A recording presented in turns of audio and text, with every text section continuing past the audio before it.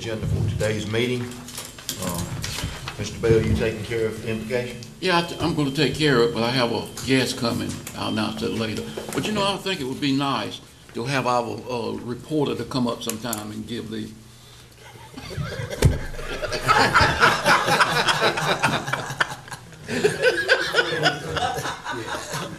Oh, I didn't know he was our reporter. He is, we're praying for him.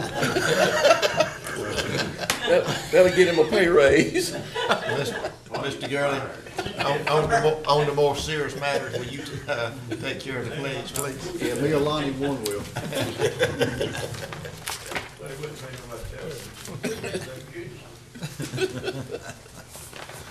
Any adjustments to the agenda? Yes, sir, we've got a couple of things here. Under social services, we'd like to add budget amendment number 132.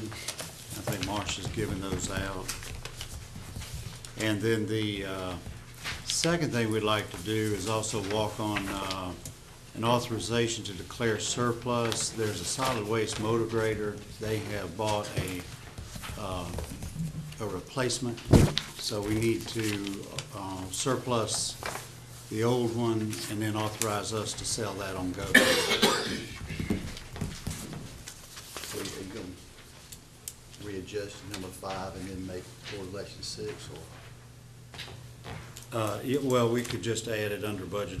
We'll add that one under budget amendments, the first one, and then on that one, yes, that would be 5. And then make that 6, Joe, that's a great idea.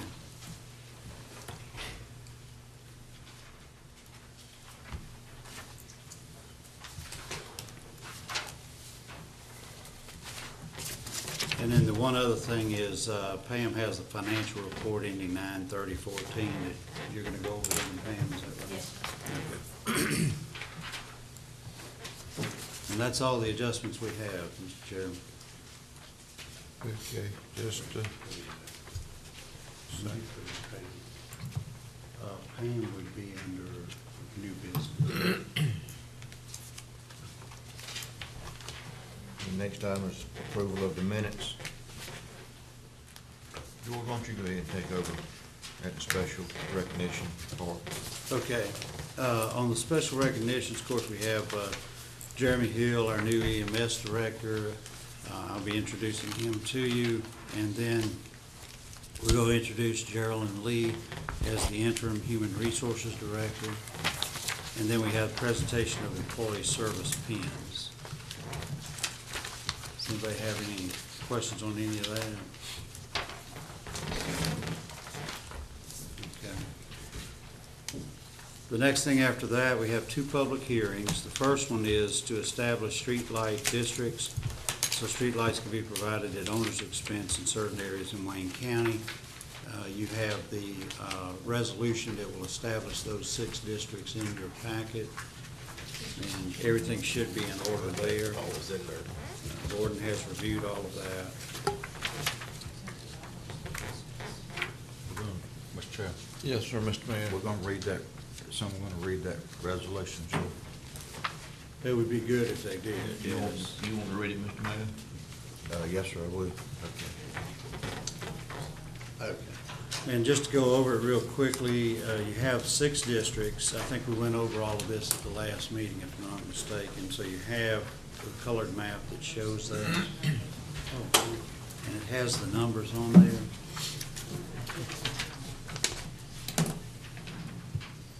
So, as Marcia gives those out to you, you've got what you need there.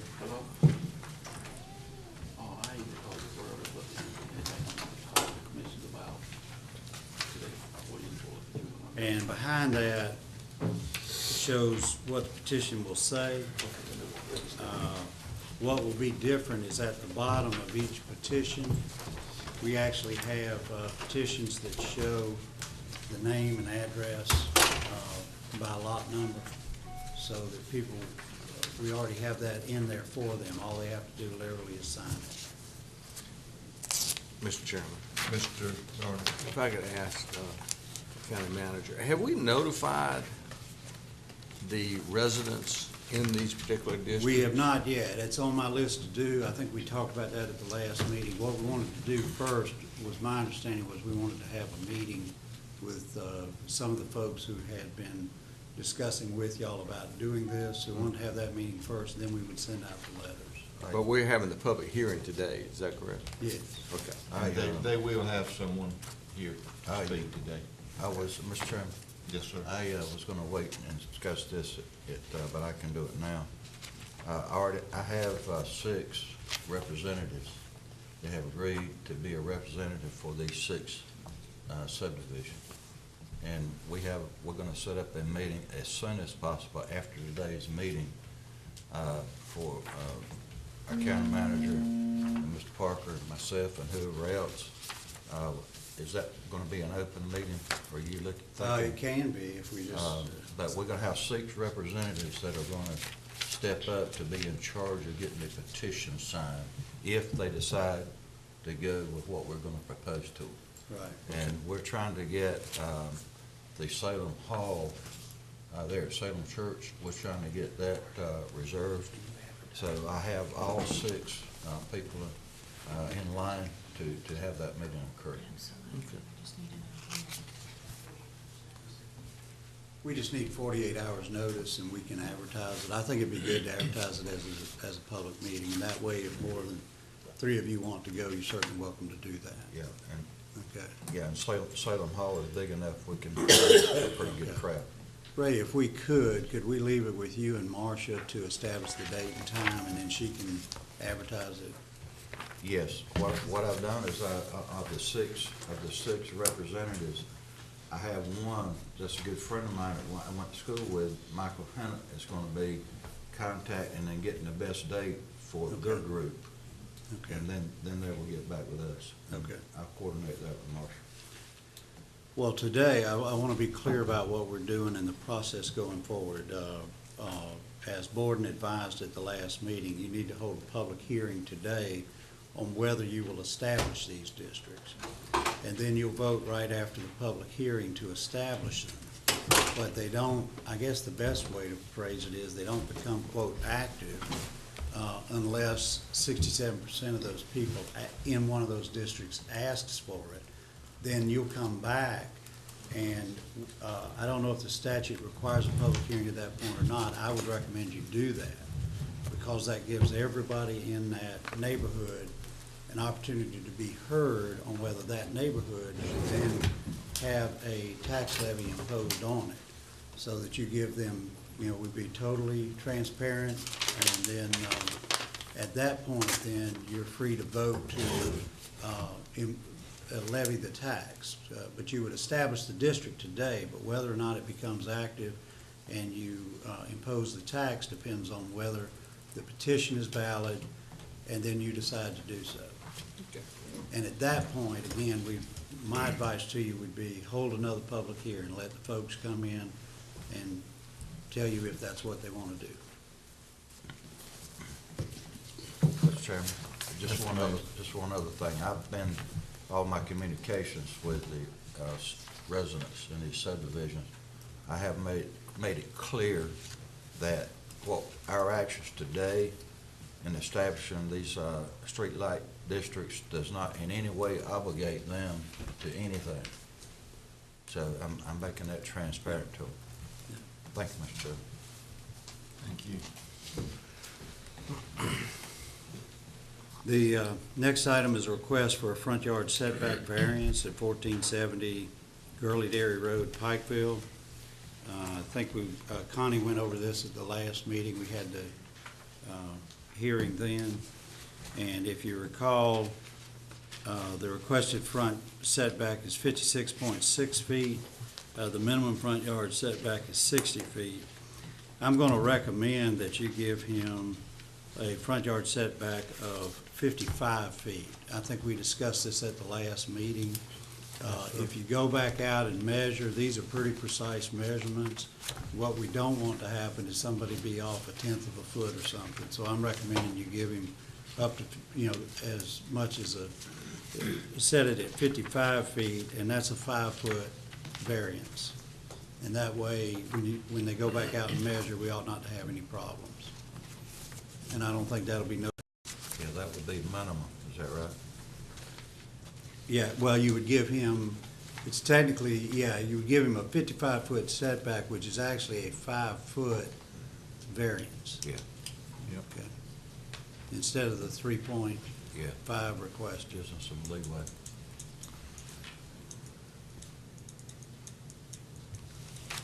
On the consent agenda, we have a petition to add Waverly Drive extension in Mears Bluff Plantation to the state maintenance system. It's 0.2 of a mile. This is the standard process the state uses, is to include you in the process and see if you have any objections to it before it's put into the system. Anybody have any questions there? Anyone? Okay. On new business, we have a motion to approve an extension of the 2013-14 Wayne County Fire Department contracts. We had hoped to have those ready at this meeting, but we have a few things we still need to work through. And so what we're proposing to you is simply to add roughly 2 months to those. They were to expire at the end of this month. We're asking you to extend them, each one of them, through December 31, 2014. That should give us ample time to finish everything, get it back to you. We hope to be back to you in the meetings in November and get this taken care of. Basically where we're at is we've met with the executive board of the Firefighters Association. They've agreed to it. We then met with the Chiefs Council. We made a couple of minor changes there at their request, sent it back to them, but they have asked that an attorney review that on their part. We have done that. We're familiar with this attorney. He's very knowledgeable on fire services. So we all wanted him to take a look at it in addition to Mr. Parker. And once we've done that, then we'll be back to you with it, with the individual contracts. But basically what this does is it gives you a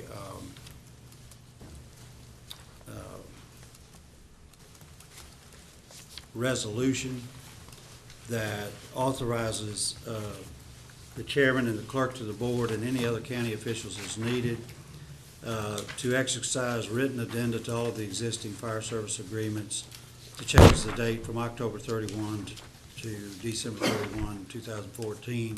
And the county attorney will prepare those, but literally that's going to be the only change in the contract is the termination date. Everything else stays the same. Anybody have any questions on that?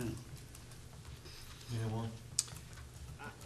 Mr. Chairman, Yeah, Mr. Carter. are there some major changes in these agreements? Are these, Not really. I mean, there are changes to the agreement, but what it is a lot of what's in there had been kind of standard operating procedure, but it hadn't been in the contract. Then what we also did is there was a separate agreement with each one on a mutual aid agreement. right? And we simply put the mutual aid agreements into the contract, so now everybody has one contract. But most of what's in there was how you'd been operating. There were a few changes, but that's why we wanted to meet with the firefighter executive board and the fire chiefs. So I think everybody is pretty much on board at this point. Wayne, you've been at all the meetings. Anything you'd like to add to that? No, except that, we had a real good meeting with the executive board, and, they requested that we have a meeting with the chief counsel, and we had it Monday night, was a week ago. And, I've had more positive comments from the fire chiefs over that meeting than any meeting I've had or been involved in 50-plus years in the fire service. I mean, it was flawless. I mean, everyone got the chance to express their opinion, and they had a couple ideas that we had really flown over our head. But I was real pleased with the professionalism that our fire chiefs and our chairman of the boards on some departments. It was a real good meeting. Mr. Mayor. Yes, I was at that meeting, and I was really pleased at the professionalism that the whole meeting was conducted. Everybody was just courteous to each other, respectful. That's one of those meetings that you'd like to have every time. But everyone that I talked to, all the fire chiefs, especially in my district, they were well pleased at that meeting. Mr. Chair, Mr. Page. I'm kind of echoing the same thing, because I touched base with a number of my fire chiefs before the meeting, and then I had one to call me from Sawston, Robbie called me to thank us for having that meeting and allowing them to express their opinion. And he felt like everybody was satisfied with the contract and really appreciated it. I can't add to that. I thought it was an extremely good meeting.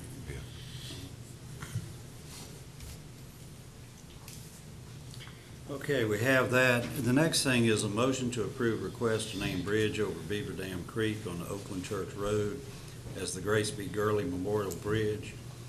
You have some information on Mrs. Gurley in your packet. I believe it's about a two-page letter. And then you have a map showing the location, which Connie gave us. And then you have a resolution. And of course, this would be sent up to the DOT. And the family has agreed, there's a new provision with DOT that whoever is proposing it has to pay 50% of it. And you'll notice in the memo I gave you, it says the family of Grace Bartlett Gurley has agreed to contribute $1,000 towards the cost of the signs, which represents approximately 50% of the sign cost. And so they have agreed to do that. And that's everything, I think, that deals with that subject. Okay. Mr. Gurley, since she's kin to you, not real, what, distant kin or? That's my aunt. Your aunt, would you like to read that resolution? I'd be happy to. Okay. I just want to make one more comment too, probably get me in trouble. They're gonna contribute half of the cost, and it's $1,000. It's gonna cost $2,000 to put a sign on that bridge. Well, I'm amazed at that too, Thank you for asking that question. but that's DOT, Gee, not us. Labor and all that. Hmm? Labor, cost of the sign and labor. Yeah. It's still high. Have they always charged for that? And this is a new policy. Oh, They okay. used to do them, but it's a reflection of the cutbacks that DOT's undergone. You call it a revenue source. Hidden, yeah, a hidden tax. Okay. stand down over that. Next A item. hidden tax. You told Okay. the truth, Mr. Chairman. Thank you, Chair. Okay, the next thing is a motion to approve an ordinance to regulate the parking of motor vehicles on county-owned property in and around the Wayne County Courthouse in the city of Goldsboro. So as y'all know, we've been having that issue about our parking lots here, and the judges have expressed some dissatisfaction because we've had people block them in. We've also been blocked in a few times. So we've reviewed all of this on advice of the county attorney. What we need to do is pass this ordinance, which authorizes us then to have them removed. And we have it set up with the sheriff's department, one point of contact, so that if we see a problem over here, we know who to call the sheriff's department, and they'll have them towed. Mr. Chairman, Mr. I Page. do have a comment. For the longest time, I didn't realize that it was, the average public can park over here on Chestnut, because everybody sees the law enforcement vehicles over Yeah. there, and they don't go over there. And I had a lot of people come up to me when I'm parking over and say, "Can I park over here?" And I said, "Yeah."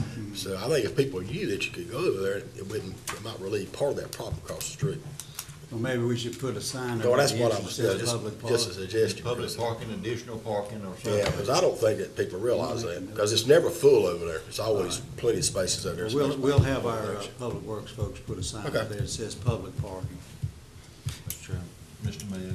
I've been advocating for years that the commissioners have assigned parking places. That might help eliminate quite a bit of what we're talking about here. You know, you might be saying that as a joke, but everywhere I go to do parole here, the commissioners have those assigned places. I did not know that. Yeah, The only thing I would say to you on that is remember that the rest of the time you're not here, that takes those spaces out of use. We could put Ray's on the other side of Chestnut at the back. Is that what you had in mind, Ray? Well, you know, you can reserve it at certain times, you know, like we have school hours, when the Yeah. speed limit's 25. We don't know this morning, anyway. Let's don't go there. Yeah, let's not. I can imagine where my parking place would be.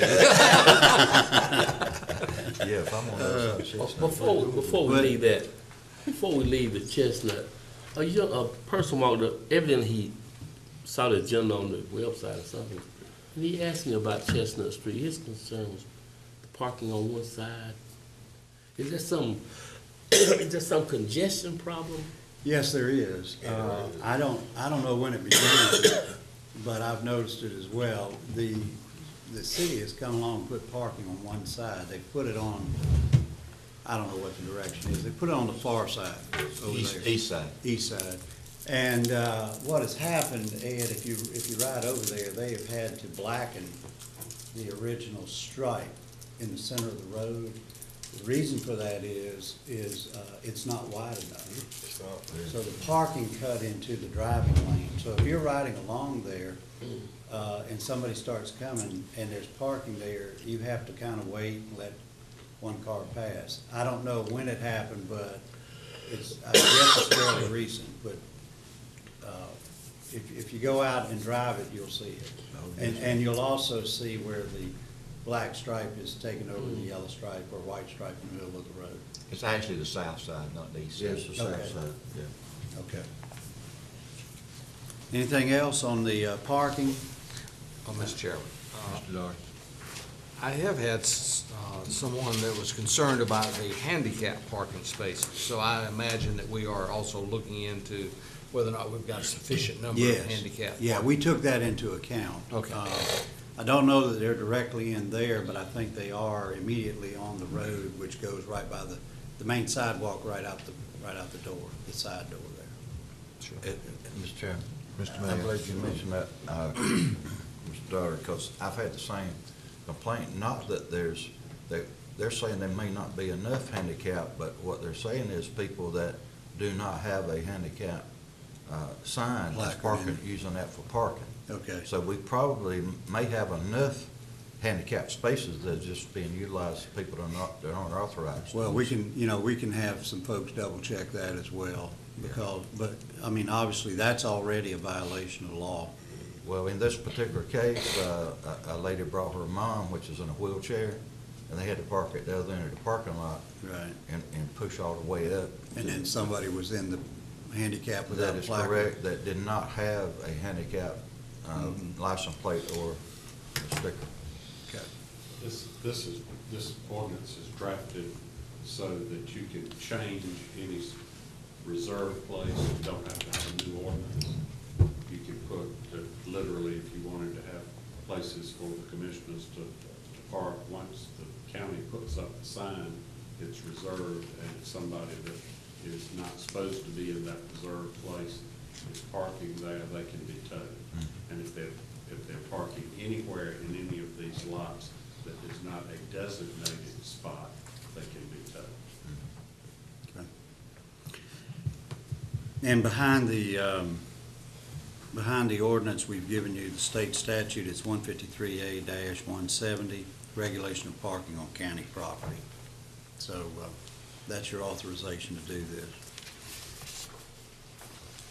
The next thing we have is budget amendments. Pam, you want to go over those? Yeah, we go over now? You want to wait? We'll Okay. wait till the meeting. Okay. Then we want to add the declaration of surplus property, and Marcia has handed out to you a resolution on that. And it's pretty straightforward. It's NCGS 168-266, authorizes you to declare personal property surplus and its methods of disposal. And then we're asking you, it says here that you declare 1989 CAT 12G motor grader, serial number such in the solid waste department as surplus, and allow us to sell it on Gov Deals. Do we need to read that? I don't think so, and what we'll be doing is anytime we have these, this will be what we do. Okay. I like it done by resolution, because then you have a clear audit trail on it. Okay. Can, Mr. Chairman, can we move that to consent agenda, or would it be better? Sure, if y'all are comfortable with it, we can. All right. I don't have a problem with it. I move that we move that to the consent agenda.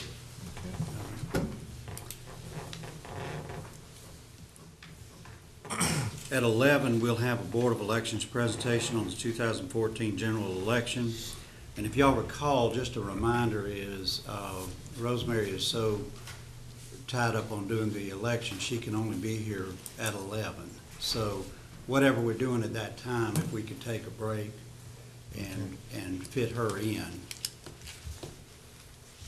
And then the other thing we added was the finance report for the quarter by Pam Holt.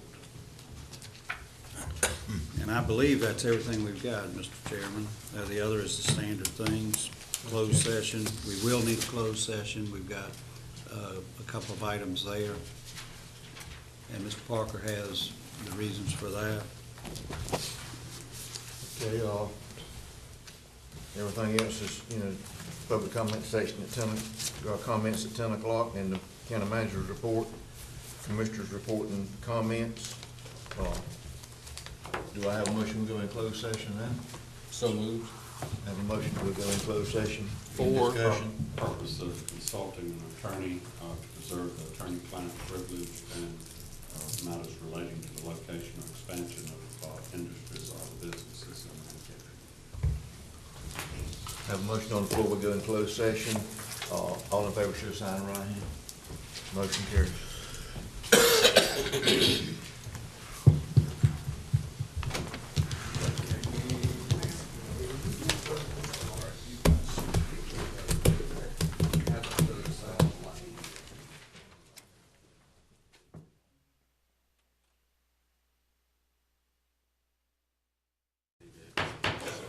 It's a little past 9 o'clock, time to conduct the business of the Wayne County Board of Commissioners. Mr. Bell, if you would take care of the invocation. Yes, Mr. Chairman, we have a guest minister here today, Mr.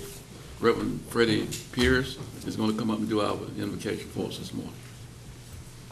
He's the brother of our sheriff. Yes, most important to know. As a chaplain on behalf of the Wayne County Sheriff's Office, I thank you for allowing me to have this invocation this morning. Let's bow our heads and pray. Heavenly Father, you have told us many times throughout the Bible, and we pick it up in Psalms, that this is the day that you have made. We will rejoice and be glad in it. Lord Father, as we take on today the county business, I pray your blessings upon each and every one that's within the sound of my voice this morning, Father. I just pray that as this business is taken care of, Lord, it'll be done in a way that is pleasing to you, and that we'll give you all the praise and the honor and the glory. We pray also, Lord, that you'll lead, guide, and direct us each and every day. In Christ's name we pray. Amen. Thank you. Thank you. Mr. Gurney, if you please join me. Pledge allegiance to the flag of the United States of America and to the republic for which it stands, one nation, under God, indivisible, with liberty and justice for all. Thank you, Mr. Pierce. Mr. Gurley. Any adjustments to the agenda? Yes, sir, we have those three we had talked about. One is the Social Services Budget Amendment number 132. Then we have a resolution to declare surplus property on the solid waste motor grader and authorize its sale. Did we not move that to the consent agenda? I think we did, so that'll be under consent. And then the last thing is Ms. Holt will do the financial report for the quarter ending 9/30/14. That's everything we have, Mr. Chair. Okay. Anyone else have any additions? Do I have a motion approval of the minutes for the September 24th and October 1st Board of Commissioners meeting? So moved, Mr. Chairman. I have a motion on the floor that we approve September 24th, 2014, October 1st, 2014, and also October 7th, 2014. Any discussion? All in favor of approving the minutes, show your sign of right hand. Motion carries unanimous. Special recognition, Mr. Wood, if you would. Yes, Mr. Chairman, I wanted to introduce Jeremy Hill to you. Jeremy, if you would stand up, please. Jeremy is our new Emergency Medical Services Director. Come down. Yes, the commissioners will come down.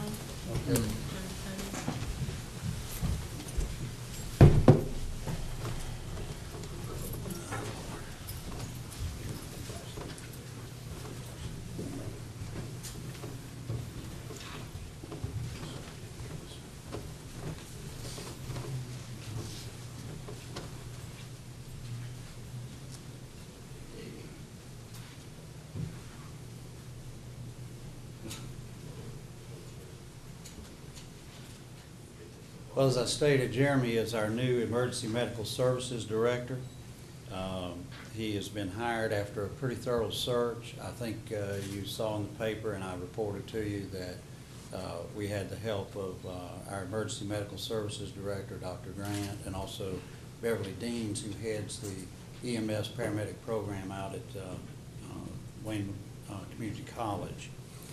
Jeremy comes to us with a wealth of experience. His most recent job was he was the Chief Operating Officer for Johnston Ambulance Service. Prior to that, he had been affiliated with Lenore Community College and pretty much ran their EMS program over there. He also has been an Assistant Director for Duplin County's EMS system, and he's also held paramedic and EMT positions in other counties. So he's extremely well qualified. We're delighted to have him on our staff and look forward to big things from him. So, Jeremy, welcome aboard. Thank you, Mr. Wood. Thank you, Commissioners. I appreciate the opportunity that you've given me, and I'm going to look forward to working with each of you. We've got a great staff at Wayne County MS, and I've enjoyed working with them over the month and look forward to working with each of you. Thank you for the opportunity. Thank you, sir. Thank you, sir. Thank you. Thank you, sir. Thank you, Jeremy. Thank you, sir. Glad to be here, sir. Nice to meet you. Yep. I apologize. Thank you, gentlemen, and 3, 2, 1.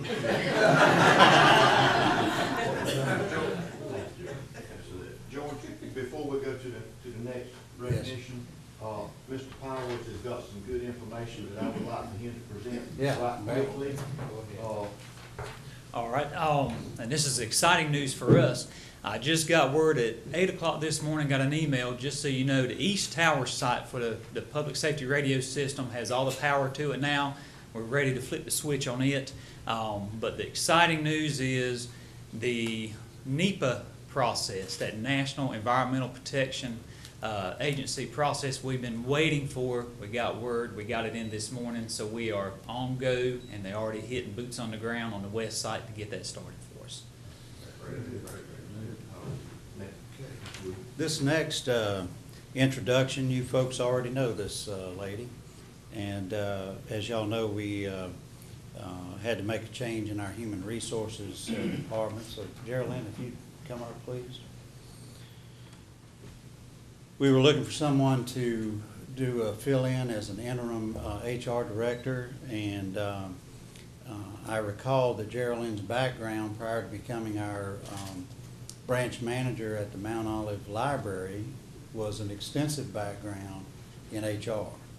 And I remembered that she had a lot of experience, but until I read her bio, I didn't realize how extensive.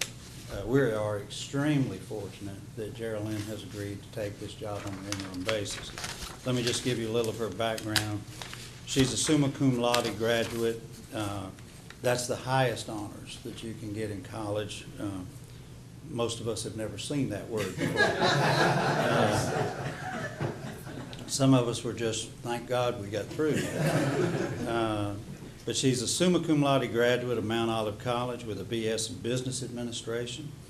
She holds certification in Industrial Safety with the North Carolina Safety School, and also holds certification with the University of Maryland in Executive Management, where she was a summer instructor in the program from 2003 to 2013. She was employed by UniFirst Corporation, some of you may know its former name, Textiles, for 37 years. And when she retired in 2012, she was the regional human resources manager for the Mid-Atlantic and Southeast regions. So she was over all of their locations and all of their plants in those locations. She is a past president of the Wayne County Human Resources Association, and she's on the Board of Trustees for the University of Mount Olive and the Executive Board of the Mount Olive Area Historical Society. So she comes extremely well qualified for this position, and I can tell you, the emails that I'm getting from her daily on updates, she has really dug in already. So we're extremely pleased that she agreed to do this. And I'd also like to thank Donna Phillips, because Donna's having to do without her right hand for about 45 days while we do this. So we're appreciative to both of you. Geraldine, thank you. Thank you. I'm honored to take this position. There's several challenges and opportunities for the betterment of Wayne County, and I hope I can add to the progress. Thank you. Thank you.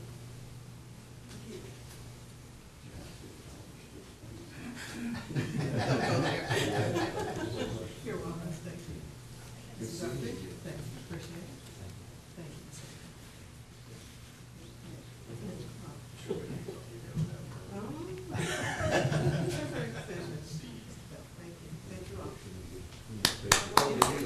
Oh, y'all need a picture. Here we go, thank you. Okay. Oh, we're not? Oh, we got one more, yeah. We have the presentations of the service pins now. Are you gonna read the names? Okay.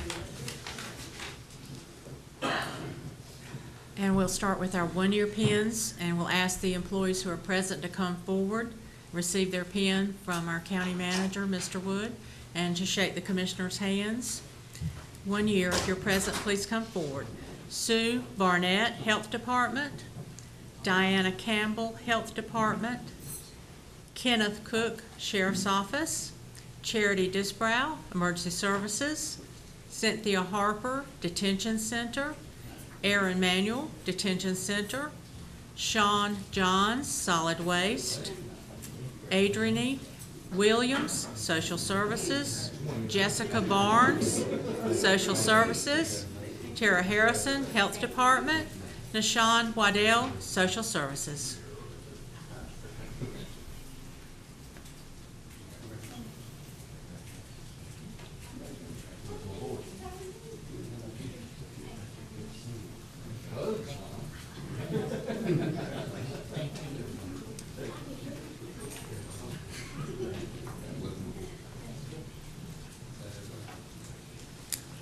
years. Tanya Bryant, Detention Center. Wesley Carter Jr., Emergency Medical Services. John Cash, Facility Services. Michael Jackson, Detention Center.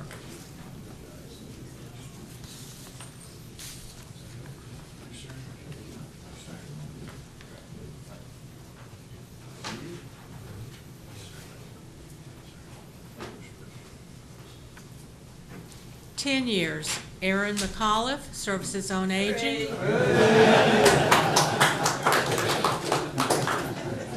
Cecil Swinson, Detention Center. Thank you.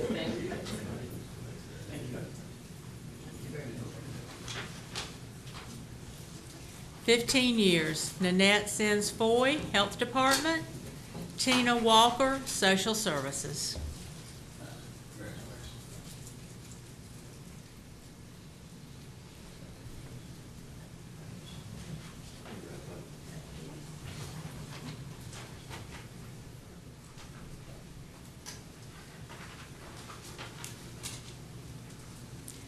Years. Todd Smothers, Tax Office. Carrie Woodard, Social Services. Michelle Craig, Health Department. Yolanda Tackett, Social Services.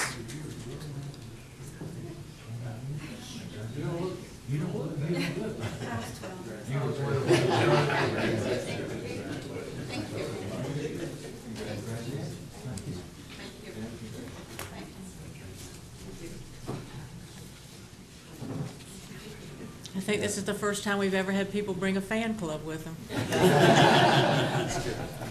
Very good. I think that's it. Yes, sir.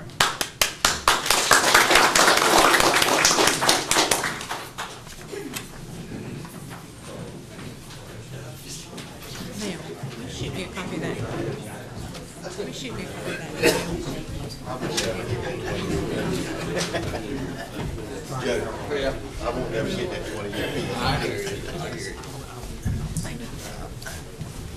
That's not on my bucket list.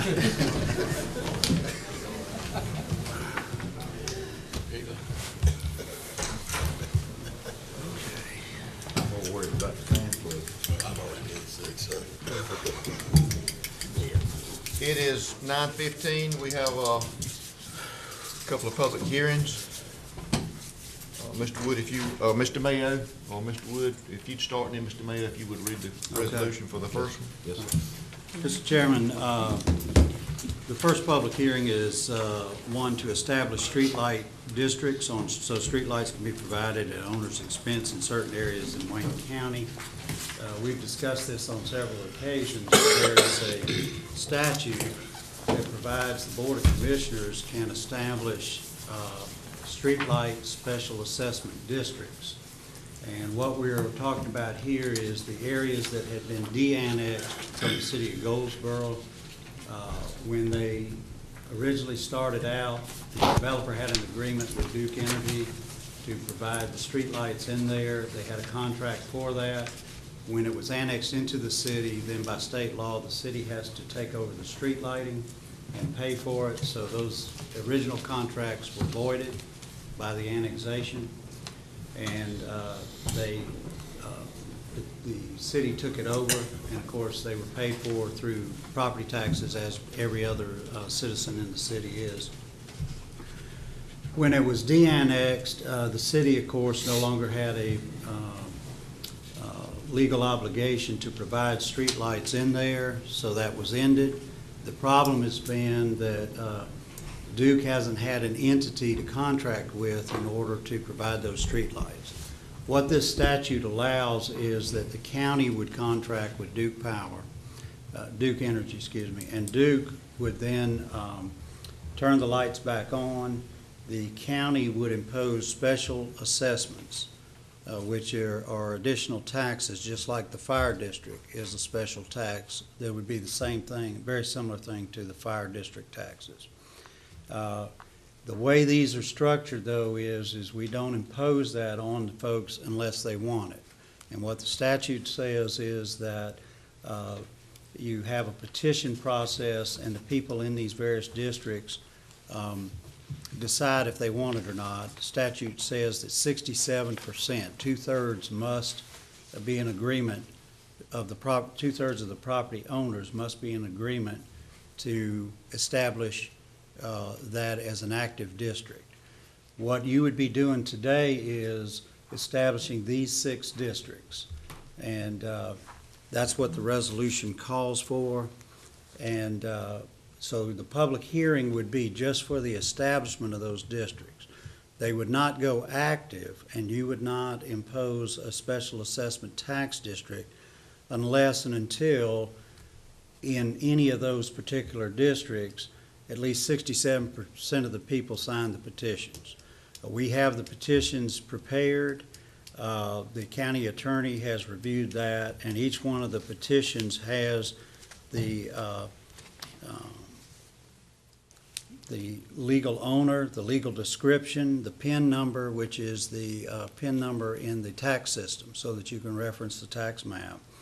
And then it has a space for the signatures of whoever the owners are, and it has plenty of room for husband and wife, because as y'all know, most properties are owned jointly by husband and wife. And for it to be valid, both must sign. Whoever is the actual owners, all of them must sign. So we're ready to go with this. Again, we have established 6 districts, and if you will look at the resolution, and that's on page 2. District number 1 is Buck Run, and that's the general area in there. District number 2 is Morgan Trace. District number 3 is a combination of 3 very small subdivisions. They were so small we felt like we should put all those together. And that is Pineview, Tarkland, and Perkins Road. District number 4 is Falling Brook. That's the largest one, as you see in the pink. District number 5 is Ashby Hills. And district number 6 is kind of interesting. This was not a specific subdivision, but these were individual lots that had been cut up.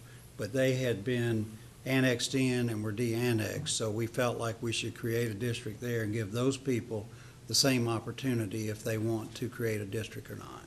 And so we're just calling that Salem Church / Buck Swamp because that's the two roads that are involved in that one. I want to give special thanks to Connie Price in the Planning Department and also Chip Crumpler with GIS.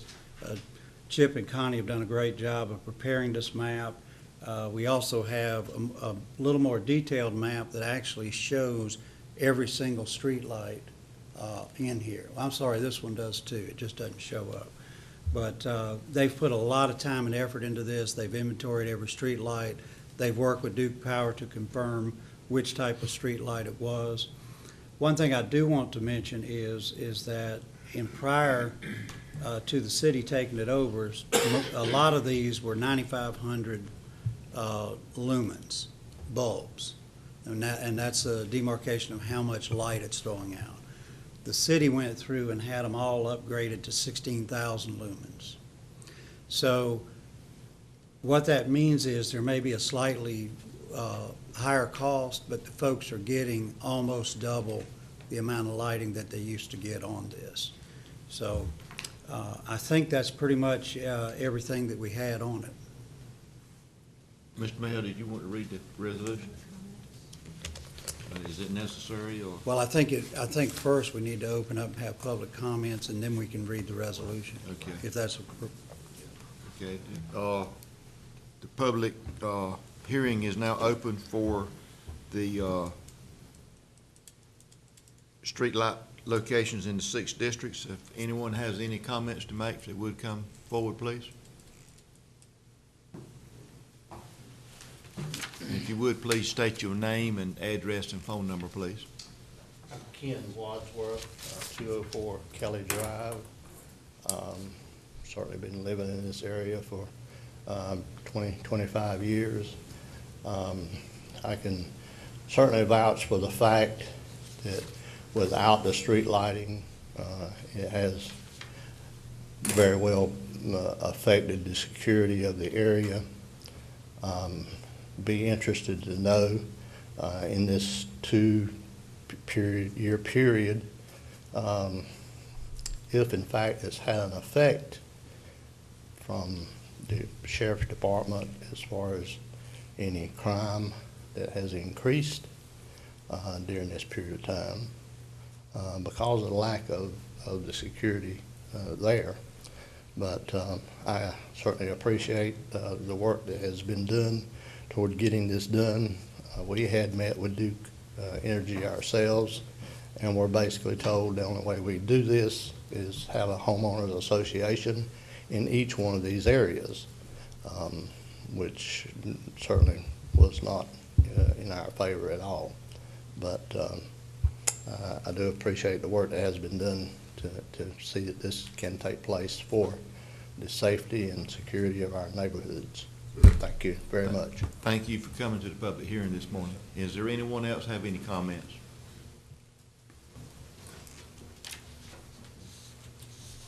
If no one else has comments, the public hearing for the street lights in the 6 districts in the northern end of the county, the public hearing is closed.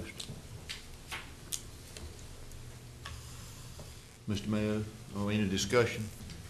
Yes, Mr. Chairman. I'd just like to make a comment. All 6 of these districts are in my district as a commissioner, and this is going on 2 years.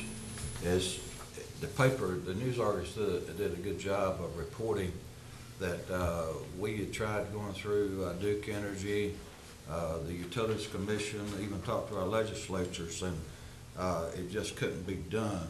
And when our new county manager, he's not new anymore, George Wood came on, we were talking one day, and I expressed to him the concern of the safety of these areas without street lighting, and they were in my district. And I said, you know, if we get tied up in court litigation, we might be there 20 years. Let's see if we can find a way to get around it. I want to commend George Wood, our county manager, says, let me give it some thought. He and Mr. Parker did the research on the statutes and have come up with what we see today. And I think for the first time, I know for the first time in 2 years, that we have something that's doable. That this is a shot at it that I believe that all the citizens in these districts will be pleased with when you see the details. So I just want to make that clear that it's in my district, but I'm not the one that came up with this. I want to give the credit where credit's due, and of course, all the commissioners are aware of this. So I just want to say I appreciate the hard work. Connie did a great job on these maps and so forth, and I'm just looking forward to moving to the next. We are going to be, just before we do this, I'd also like to say that we are going to have a meeting. I've already have 6 representatives for each of these districts that I have contacted, and we are going to be meeting. And this is going to be it's going to be open to the public. We're going to try to get a meeting in the next 2 weeks if possible, set up somewhere, maybe at the Salem Lodge or somewhere out in that area, that where we can come together and talk about this and present the facts to the citizens of these districts. So that's coming forth. I'll read the resolution, Mr. Chairman. A resolution establishing street lighting special assessment districts within certain areas of Wayne County. Whereas the Wayne County Board of Commissioners have received numerous calls for assistance in getting the street lights activated in certain areas of the county that had been annexed into the city of Goldsboro and subsequently de-annexed by court order. And whereas a legal solution to this problem is to establish street lighting special assessment districts whereby the county will contract with Duke Energy Progress for the street lighting and add special assessments to the benefiting property owners' tax bills.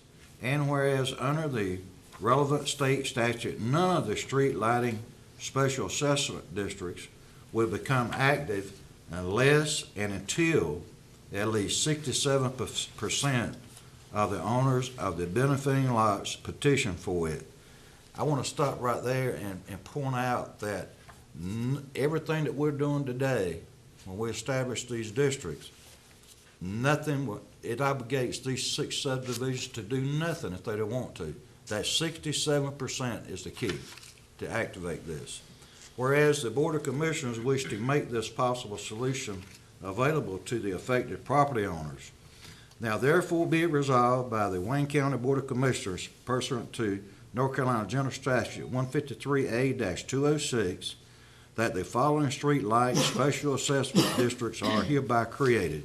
District 1, Buck Run. District 2, Morgan Trace. District 3, Pine View, Tarkland and Perkins Road. District 4, Fallenbrook. District 5, Ashby Hills. District 6, Salem Church, Buck Swamp.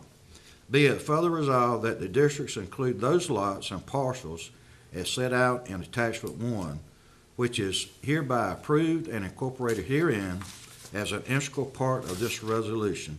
This resolution shall become effective immediately upon its adoption, passed and adopted this day, the 21st day of October, 2014. I make a motion, Mr. Chairman, that we accept this resolution as read. I have a motion on the floor that we accept this resolution. Any discussion?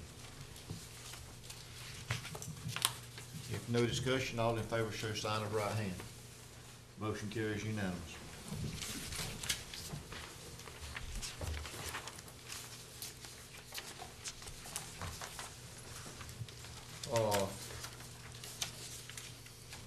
Number 2, request for front yard setback variance at 1470 Gurley Dairy Road, Pikeville, North Carolina.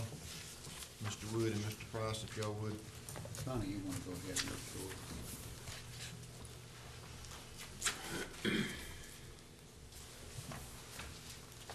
Good morning. Good morning. Good morning. Charles Laycock's in the process of building a house at 1470 Gurley Dairy Road. It was discovered that the front of the house, or the edge of the garage, is slightly over the setback line. They're requiring our subdivision ordinance all lots that front along a secondary road, they have a 60-foot front setback, and this house is at 56.6, 3.4 feet too close to the road. So he's asking for a variance in the setback requirements to allow the house to remain where it is. They have stopped construction until this issue is resolved. Planning Board considered the request, and Planning Board recommends that the variance be approved. Mr. Wood, you have any comments? The only suggestion I have is, it's already built, so there won't be any further encroachment. I would make the variance for 55 feet instead of 56.5. That gives you about 1.5 feet additional. That way, if it's remeasured and it's off slightly, we don't have to go back through this process. What's the pleasure of the board? What's the public hearing? Okay, front yard setback variance is, public hearing is closed. It's the pleasure of the board. Mr. Chair, Mr. Doherty. I move that we establish a variance establishing the setback at 55 foot for 1470 Gurley Dairy Road in Pikeville, North Carolina. I have a motion on the floor. Any discussion? No discussion. All in favor, show sign of right hand. Motion carries.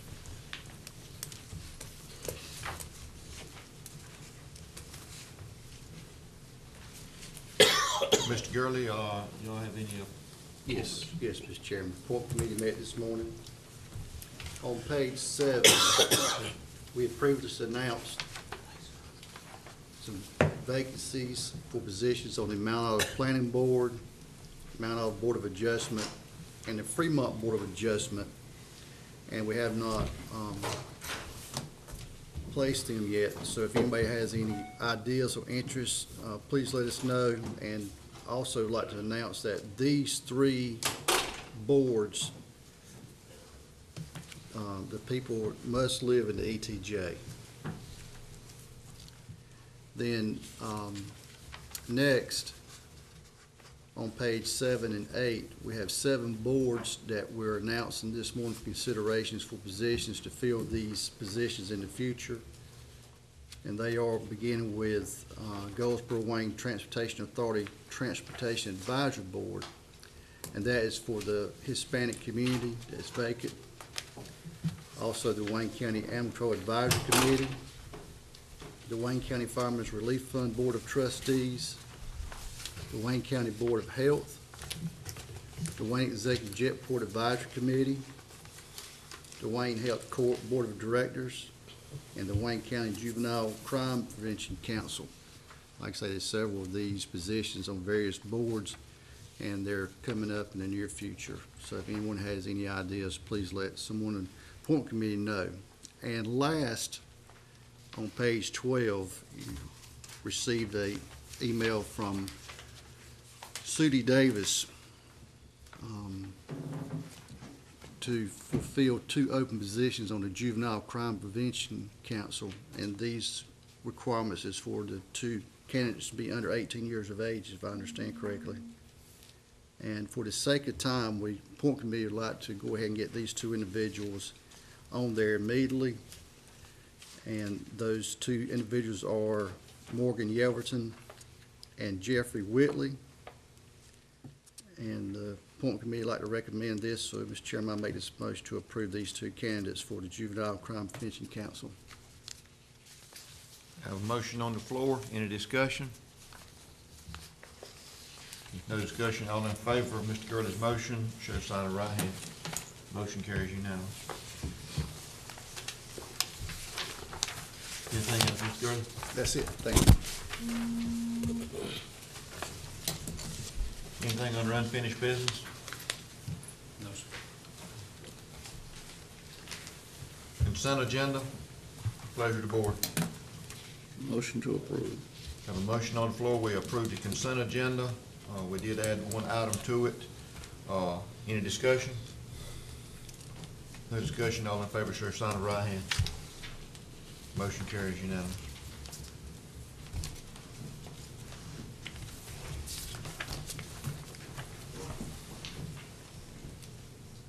Also under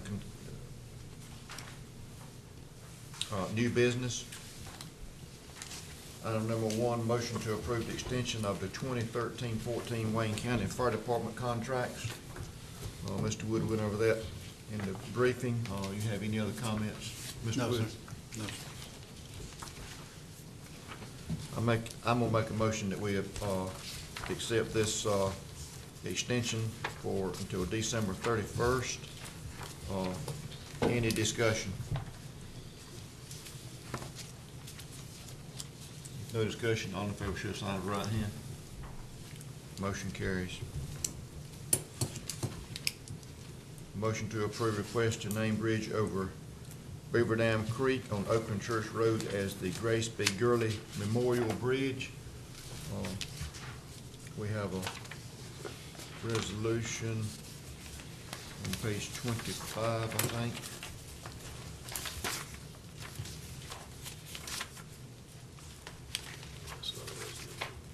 Mr. Gurley, did you want to read that? I'd be delighted to, Please. sir. Whereas Grace Bartlett Gurley was born in Wayne County on March 5th, 1931, to the late Henry Lee and Daisy Bess Bartlett. And whereas Grace Bartlett Gurley was married to Morris C. Gurley, and together they had 3 children, Marcy Dawson, Duran Gurley, and Rhonda Jo Gurley. And whereas Grace Bartlett Gurley was a caring, loving parent and grandparent whose primary goal was the happiness and security of her family.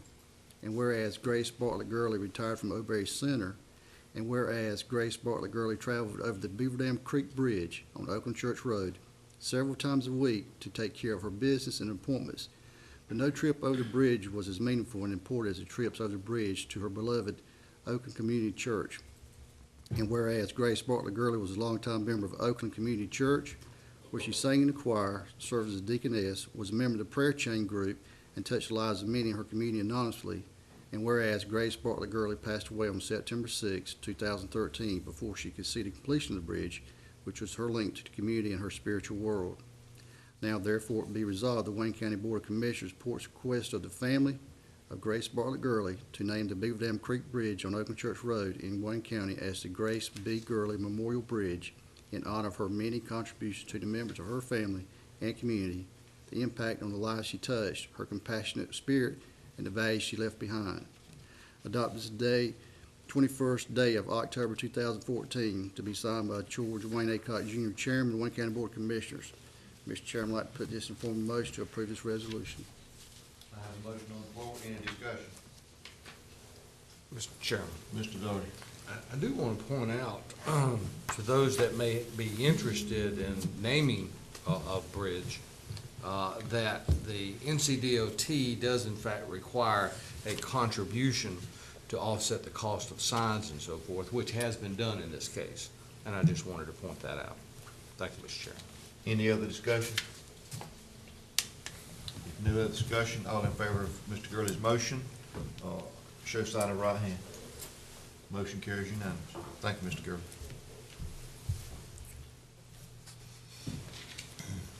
Motion to approve ordinance to regulate the parking of motor vehicles on county-owned property in and around the Wayne County Courthouse in the city of Goldsboro. Mr. Wood, if you want to. Yes, sir. The background on this is we've had a number of complaints that people are either parking in the spaces illegally or they're parking in the no parking areas and blocking people trying to get in and out of those parking places. So what the county attorney has done is drafted this ordinance for you. Basically says once we delineate the parking spaces there, that anyone who is either parked in the wrong space or parked in a area where parking is not allowed can be towed.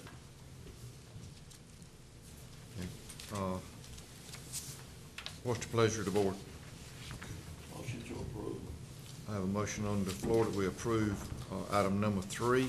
Any discussion? One comment, please. Mr. Baker. As I said in the earlier briefing, that allow some sort of sign lifting whenever there's additional parking over here on Chesto's Right. parking lot. To make sure everybody knows it's Right, open which to I the don't think public. they do, and that would alleviate a lot of that problem. I believe Marcia's made a note of that. Thank you, I just want to be sure. And Mr. Chairman. Mr. Doherty. I think some of the confusion comes about maybe by the fact of, like on the adjoining property next door of Chestnut, maybe there are, and I may be wrong here, but are there numbers actually painted on some of these parking spots? They're not now, but we are actually putting a sign up in front of each one. So there'll be no It's question. clearly delineated, it's either reserved, and in many cases, it'll say reserved for a specific position. For instance, all of the Superior and District Court judges, that's clearly marked.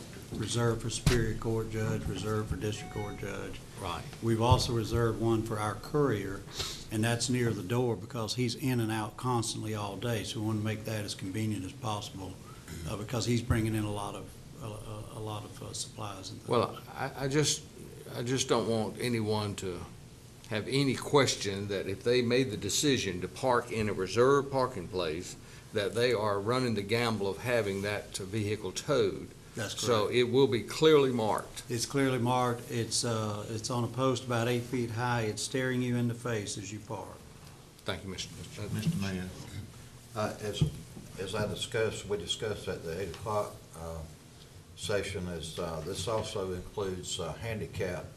I've had at least one instance where a handicapped person brought her mother up here in a wheelchair and had to push him from way back in the parking lot because the handicap was being occupied by someone that wasn't authorized to be there, didn't have a handicap sticker. So And let me suggest a solution on that is if people see that when they come into the courthouse, if they'll tell the security officers that yeah, and tell them where in the parking lot, yeah.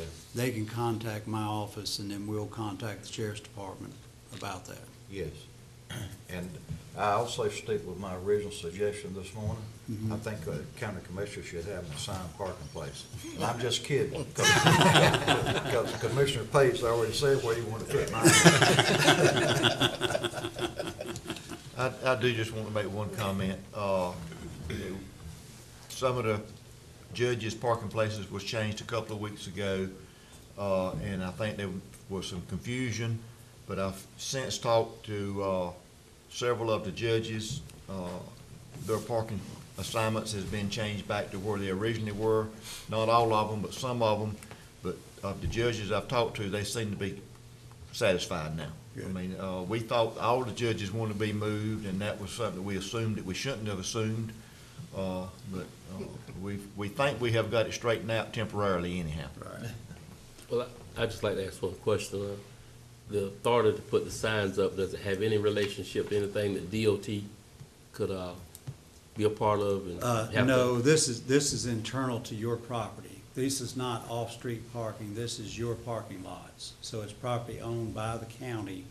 And there is a state statute here I've referenced for you that authorizes counties to impose this on county-owned property. So we'd be able to control the cost of the signs? Oh, yes. Oh, yes. That's gonna bring it up. Any other discussion? All in favor of this motion, show sign of right hand. Motion carries. Budget amendments. Ms. Hope?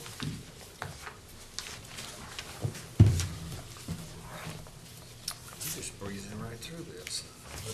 Y'all just keep quiet when you get out of here. Yeah, it's true. Good morning. Morning. We'll start with budget amendment number 111. Number 111 is for the cooperative extension. It is to an increase of $11,291.44. Is to anticipate and appropriate minority health funds from the health department for the minority health department initiatives. Cooperative extension did not budget for these funds in the original budget. $11,291.44. Mr. Chairman, I move adoption of Budget Amendment 111. Have a motion on the floor. We adopt Budget Amendment 111. Any discussion?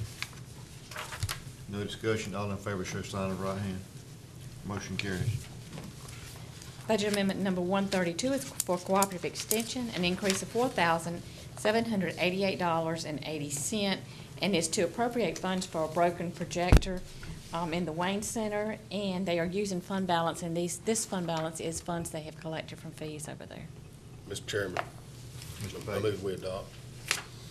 A motion on the floor, any discussion? Mr. Chairman. Mr. Doherty. Mr. Wood, were we able to check into the cost of this? I mean, for a projector in the ceiling, I think is what we're talking about here, and I just had some heartburn over the cost of $4,700. Right. I have not had a chance to do that. What I would recommend you do is go ahead and approve the amendment, but let us double check that price with Mr. Johnson. Because I believe, in checking with Staples, that around $800 would acquire one of these type of projectors, and so it just seemed awful high at $4,700. Maybe. I could change my motion that we check into the price, see if we can find a lower price and still approve it. Okay, that'll be fine. Thank you, thank you. My And will question you is get the work, with, Kevin and. Yes, sir. my question is the work hadn't already been done, has it? Not to my knowledge. Okay. She's pretty tight about saying no. until she gets- No reflection on that. Budget amendment number 120 is for the Health Department. Did y'all vote? I think we voted on this with the amendment. With the amendment of you know, check with whatever vendors out there that can find us a lower price if it's available. Any other discussion? All in favor, share sign of right hand. Motion carries unanimous. Before we move on, the add-on, you had 132 on also, and this one is 132, is that, or that, I'm sorry, yeah, they're both 132. Well, okay. We put a number on that first thing this morning, so we may Okay. have to do, but we'll change the number. Okay. Budget amendment number 120 is for the Health Department. It is reducing the professional services line item by $10,452, and this is within the minority health department, in the health department, and increasing line items for food, special program materials, supplies, and incentives. And is reducing the amount of the contract with the cooperative extension, but the grant revenue will be used to support other line items in the minority health department. The health department receives the grant and pays cooperative extension as a subcontractor. That's kind of complicated. Move adoption, Mr. Chairman. I have a motion on the floor, we adopt budget amendment 120, any discussion? No discussion, all in favor, show sign of right hand. Motion carries unanimous. Budget amendment number 122 is for the Department of Social Services. It's an increase of $5,243 for Workforce Transitional. Is to anticipate and appropriate additional ROPE, Rural Operating Assistant Funds for 14-15. Pleasure of the board. Motion to approve, Mr. Chairman. I have a motion on the floor, we approve budget amendment 122, any discussion? No discussion, all in favor, show sign of right hand. Motion carries unanimous. Budget amendment number 123 is for the Sheriff's Office to anticipate and appropriate concealed weapon and fingerprint fees totaling $4,700. Pleasure of the board. Motion to approve. I have a motion on the floor, we approve budget amendment 123. Any discussion? No discussion, all in favor, show sign of right hand. Motion carries unanimous. Budget amendment number 124 is an increase of $50 for the library, and it is to anticipate and appropriate library donations. Motion to approve, Mr. Chairman. I have a motion on the floor, we approve budget amendment 124. Any discussion? No discussion, all in favor, show sign of right hand. Motion carries. Budget amendment number 127 is also for the library. It's for $75, an increase to anticipate and appropriate fair exhibit prize money for library programming, $75. Pleasure of the board. Move to approve. I have a motion on the floor, we approve budget amendment 127. Any discussion? No discussion, all in favor, show sign of right hand. Motion carries unanimous. Budget amendment number 125 is an increase of $64 to anticipate and appropriate Connect 4 funds from JCPC due to the North Carolina Department of Public Safety. Motion to approve, Mr. Chairman. I have a motion on the floor, we approve budget amendment 125. Any discussion? No discussion, all in favor, show sign of right hand. Motion carries. Budget amendment number 126 is for an increase of $43.99 to anticipate and appropriate Methodist home funds from the JCPC due to the North Carolina Department of Public Safety. Motion to approve, Mr. Chairman. Have a motion on the floor, we approve budget amendment 126. Any discussion? No discussion, all in favor, show sign of right hand. Motion carries. Budget amendment number 129 is for the Wayne County Public Schools, is to $75,000 to transfer sales tax funds to the capital fund for Metcon pre-construction services, 100% complete. This was in the contract. I have brought some of these that the county adopted earlier in another meeting. This one had to go before the public schools. They're using their own money to pay their part that they agreed to of the $75,000, but they are using their sales tax money that's on the county books. Motion to approve. I have a motion on the floor, we approve budget amendment 129. Any discussion? Mr. Chairman. Mr. Darden. Mr. Wood, maybe you can enlighten me on this. Essentially, this is a contract that the school board entered into over and above what we thought they had entered into. So when we became aware of it, we went back and talked with them about that. So that's basically how it arose.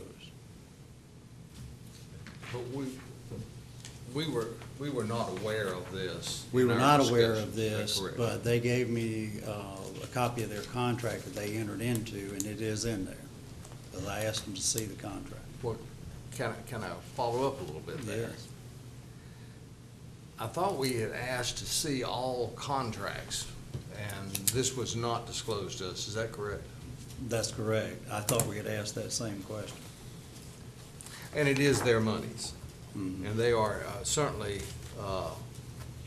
that board can, of course, enter into contracts. I just wish we had been made aware of this. Right. And we have in asked our that in the discussion. future, whenever we do a capital project, that we are fully informed of all of the potential contracts on that. And we have asked, Ms. Holt and I have asked for all copies of existing contracts on this. And as you recall, I think we've already discussed, there were 2 contracts for water installation we also were not aware of. Under state law, you're responsible for facilities, so we did have to make a budget amendment for those, and they were, I think, together about $280,000. So it's a legitimate expense, we just were not informed of it on the front end. Thank you, Mr. Chairman. Mr. Mayor. But this one, they're using their sales tax That's correct. to pay. That's So we're not taking anything out of our fund balance or anything. It's Right. restricted funds on our fund balance, restricted for public schools. But it's restricted But for it's them just It is- for it's by public. state restricted law, for so it is their money. That's right, they can get that money anytime they need it. That's Okay. right. Right, thank you. Anytime that it's available, I can't get it Available. before the taxes are paid. Any other discussion? All in favor of motion 129, show sign of right hand. Motion carries unanimous. Budget amendment number 131 is to adjust the amount brought forward for the Eastern Region funds remaining June 30th, 14. We had an adjusting entry during the audit that brought it down $2,200, so we're having to adjust what we brought forward. Pleasure of the board. Motion to approve, Mr. Chairman. Have a motion on the floor to approve budget amendment 131. Any discussion? If no discussion, all in favor, show sign of right hand. Motion carries unanimously. Budget amendment number 132-1. Okay, to increase it, this is social service, to increase administrative revenue, $455,430.83. And is to anticipate and appropriate funding authorizations for administrative revenue. They're using $443,892 for crisis intervention. And the remaining is for Progress Energy Neighbor Fund and Piedmont Natural Gas Share the Warmth assistance. Somewhat of a pass-through dollar. And they will.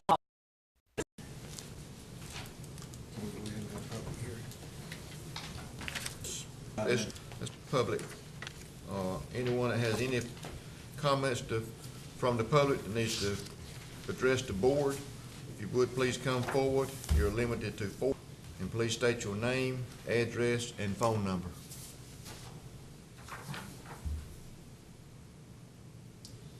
The public closed on that, do? It's closed. Do we need to go back? Let's go ahead and make. Ms. Holt, I am political report for the period ended. To me, emphasize that this report's 3 months. This report revised user expenditures and the percentage compared to the same period this year. Festive 2,714,625 school and 457. The next section, the general fund is calculated all departments, but the district, EMS, solid waste. 30th, expenditures at $14,004,000 as compared to September 30th, 2013 of $5,006,966.67, a difference of $9,331,135.40. I knew that would raise. Relates magic in the 14-15 school for these projects were in the general. So the schools moved in sales tax. Moved 6.1 sales tax or projects, which includes Central Africa, 0.9 for life fund to fund a big project. And that's about. Am I understanding that for and we Right. 4% interest on 0.34? When you close on One at time. closing, time problem with what we have, I'm making more pay low interest rate. Best is pay about 3 to a certain level. You have some of it. That's normal. Actually, we don't make sense. I don't know if. Okay. The current through June 5, but delinquent taxes. 28 vehicle tax, $402. And as compared to last year, $400. This time last year, we were still goal selecting at a higher percentage rate. And so we're going to be okay on the year, for the year on that. Delinquent vehicle taxes are $164,524 down, and that is because as a delinquent out there to collect hardly anything in future year.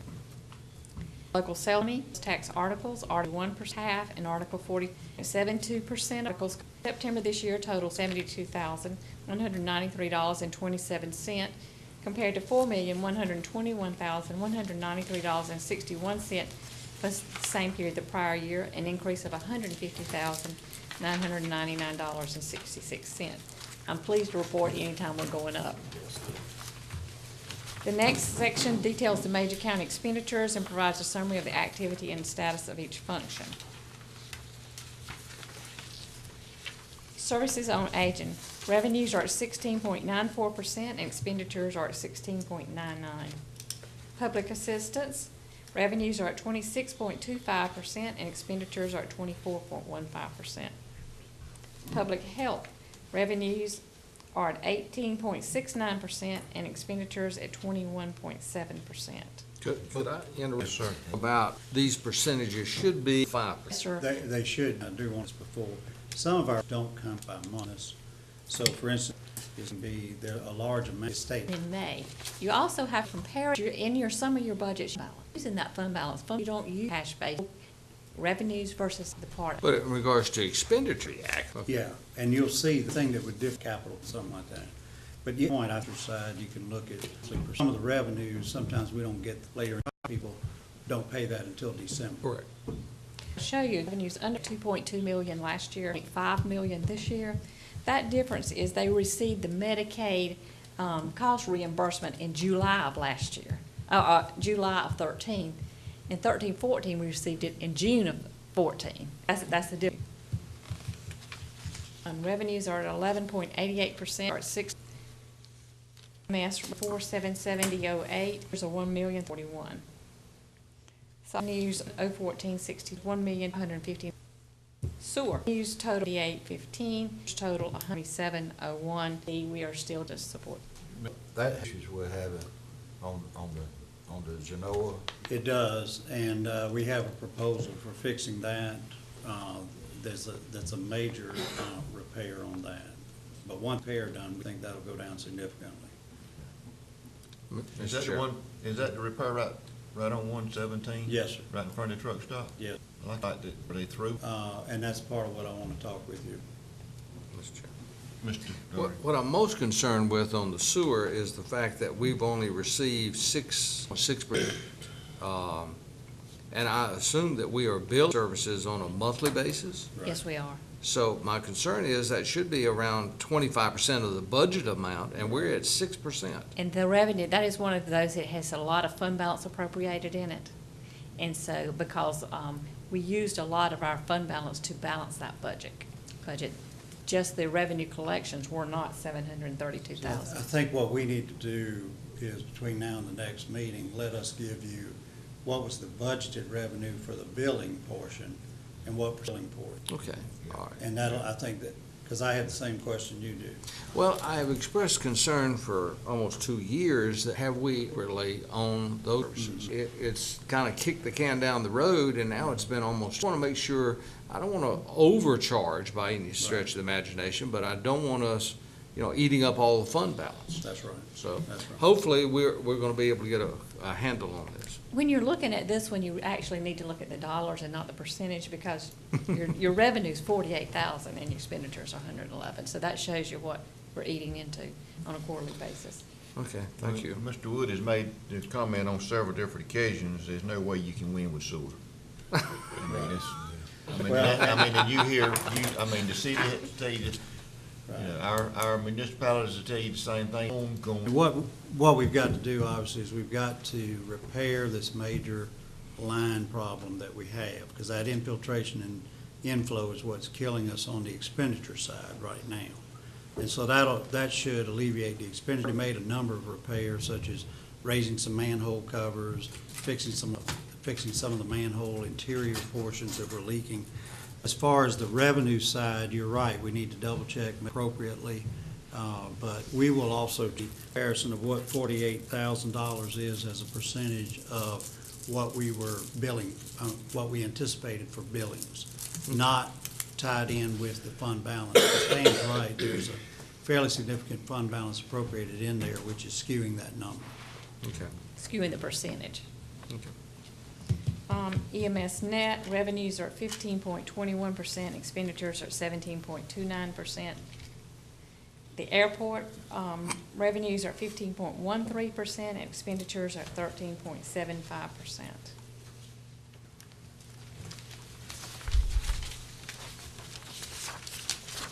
Question. Mr. Mayor. Yeah, going back to the airport, it looks like it's coming in line with what our goals were, for it to be at least break even, Right. and sort of support itself to a certain degree. So it looks like we're working toward that. Right. With our new manager up there, I feel real confident it's gonna look really good. I agree. But if I could, Mr. Chairman. Mr. Darby. You opened up that can of worms. But why would the budget go from 760 last year to 1.6 this year? So- Are we anticipating some? It's capital projects. It's capital So it's projects, and the fuel capital farm design is going on out there also. The what? That fuel farm The design. fuel farm. Yes. Remember, this is a standalone fund. Right. Yeah. So the capital for it is inside that fund. So that's why the fluctuation Okay. from year to year. All right, thank you. And that happens through the budget amendments we bring off, for Sure. the grants that come out there. And also, Mr. Chairman, I noticed in EMS, we had an increase. Is there some additional, we've gone from 15.21% to 17.29?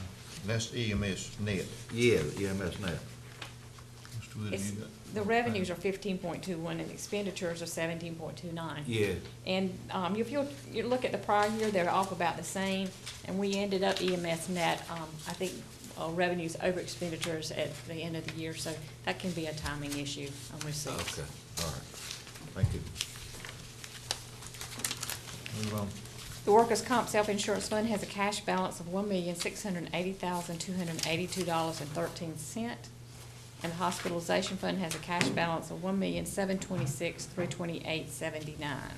And let me just comment on the workers' comp. Do you remember we dropped those premiums, and we're still solid through a quarter, and have actually added to our fund balance on that. And we're gonna do a better job. We hope. And to just give you a summation on some of the county capital projects, the total spent on the radio system is $12,945,626.95. The total spent on Grantham and Spring Creek so far is $2,726,177.66.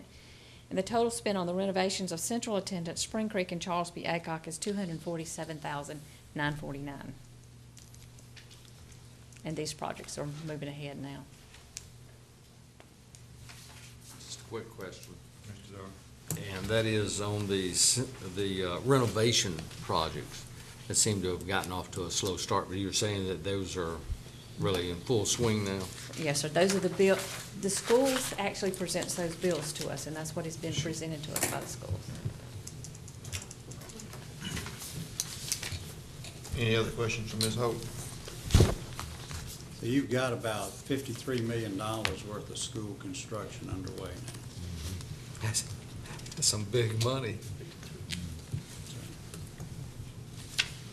But just keep in mind, our children is who's gonna benefit from it. Any other questions, Ms. Hope?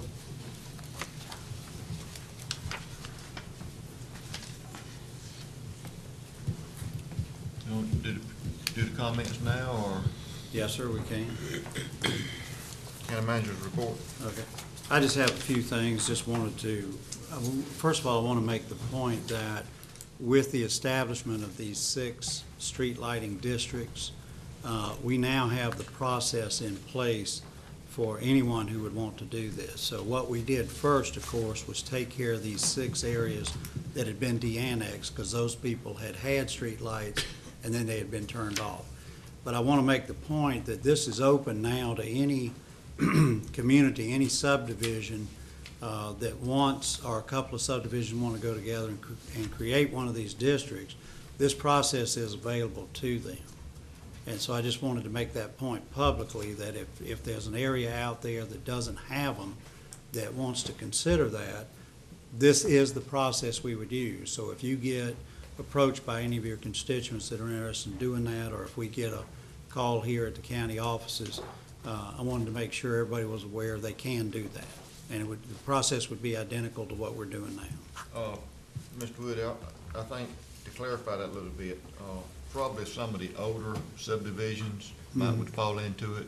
We've got county ordinances now in place. That require it. That require it, so it would, Right. your newer subdivision should be taken care of. Well, that's But it would exactly just- right. But some of your older ones, That's right. possibly were not. And that's why I wanted to put that out on the table, because if some of them do want to, they can do it. But you're absolutely right. Going forward, the new ones would have it. Okay.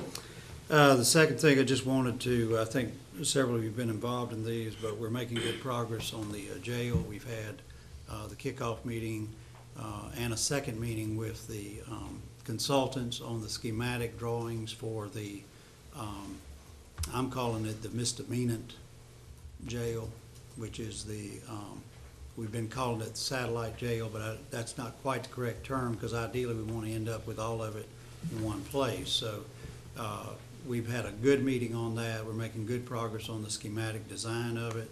As y'all know, it's patterned after the one in Rowan. So we've been able to take the basics of that and talk in detail, room by room, about how we wanted to make those adjustments. So we're making, I think, very good progress on that. The Ag Center, we've also made progress. We had a meeting yesterday with the staff over at the city to talk about some possible variances, particularly on parking requirements.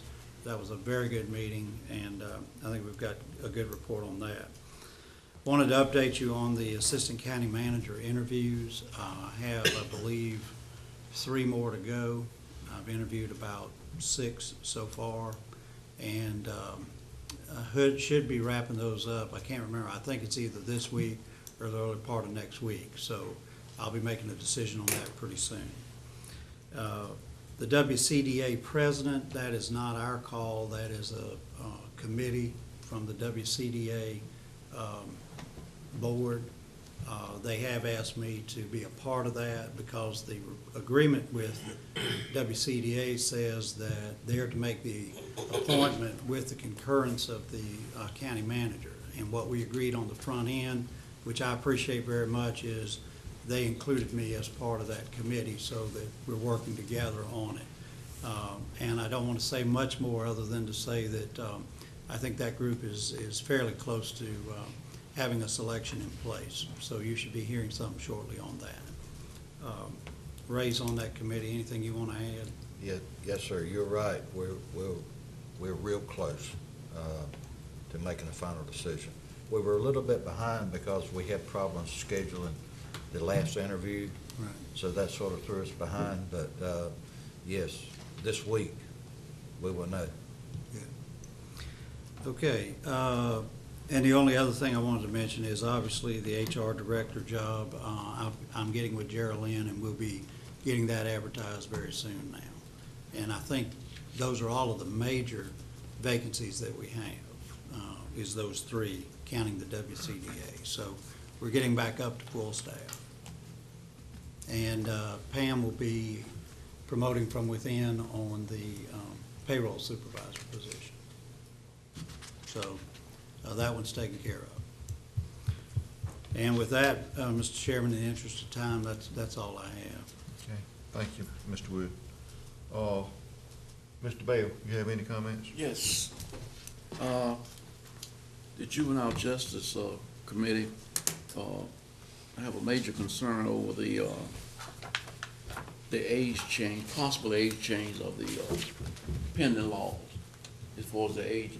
What they're worried about, whether or not the money is gonna come with the new numbers.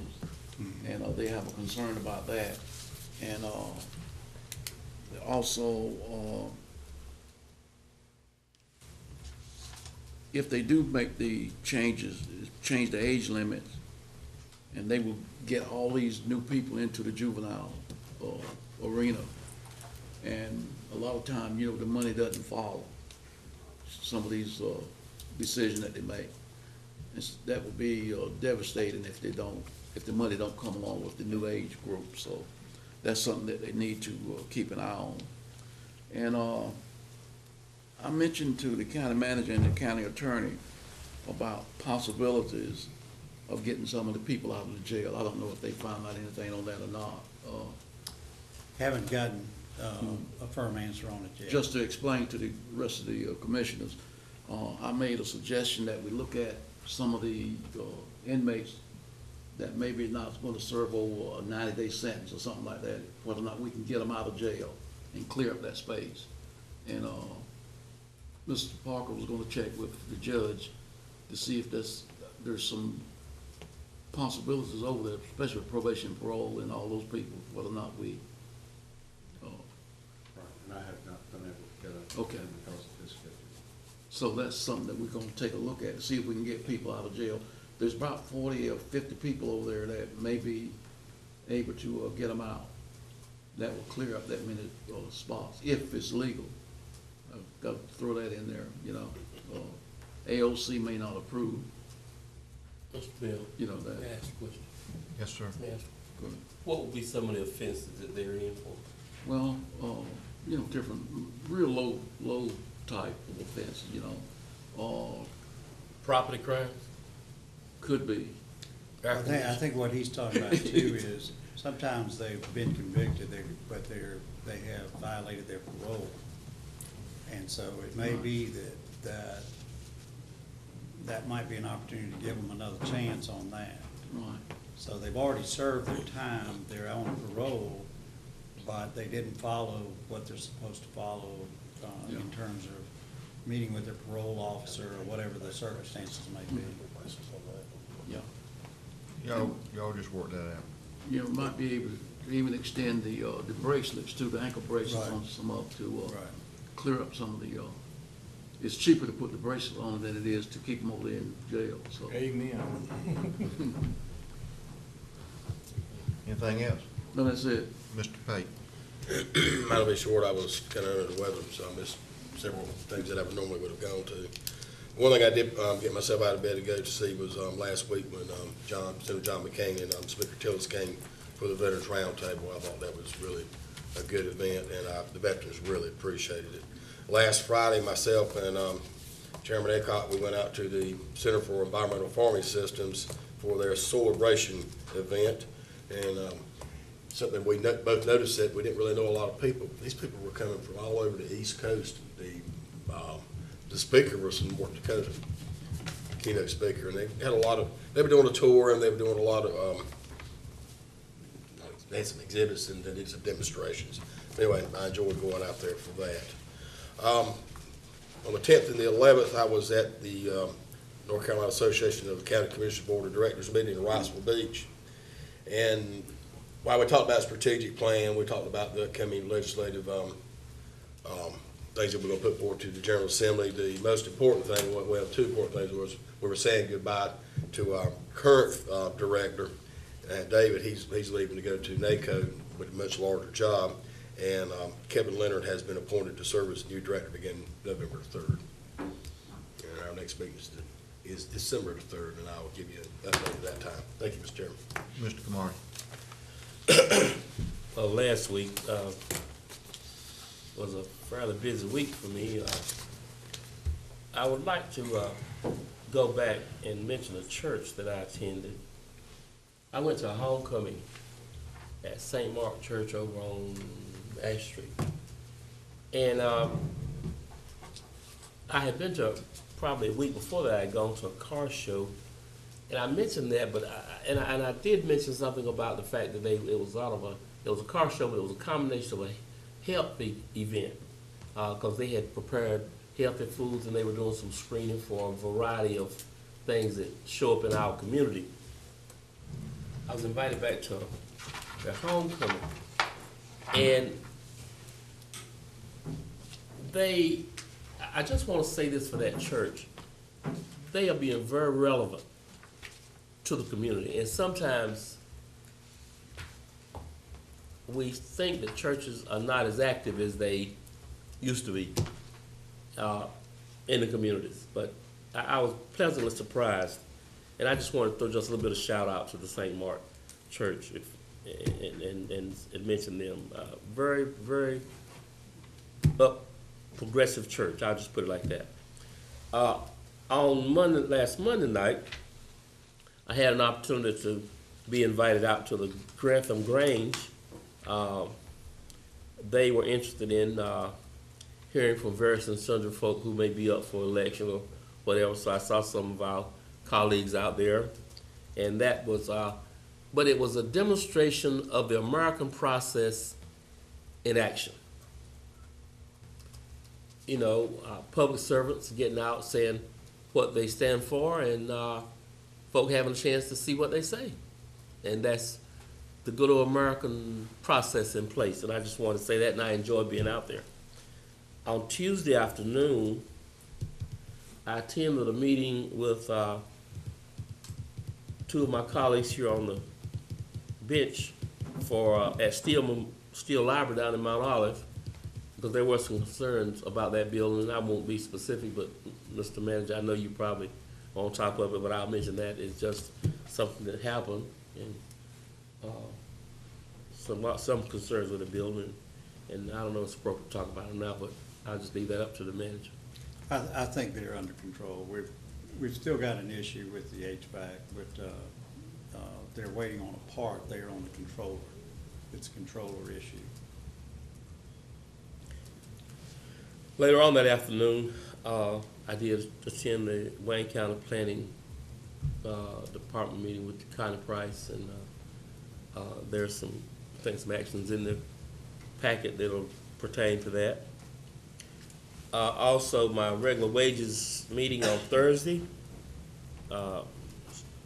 pretty much some routine business, but it's always interesting to be at a wages meeting because you hear about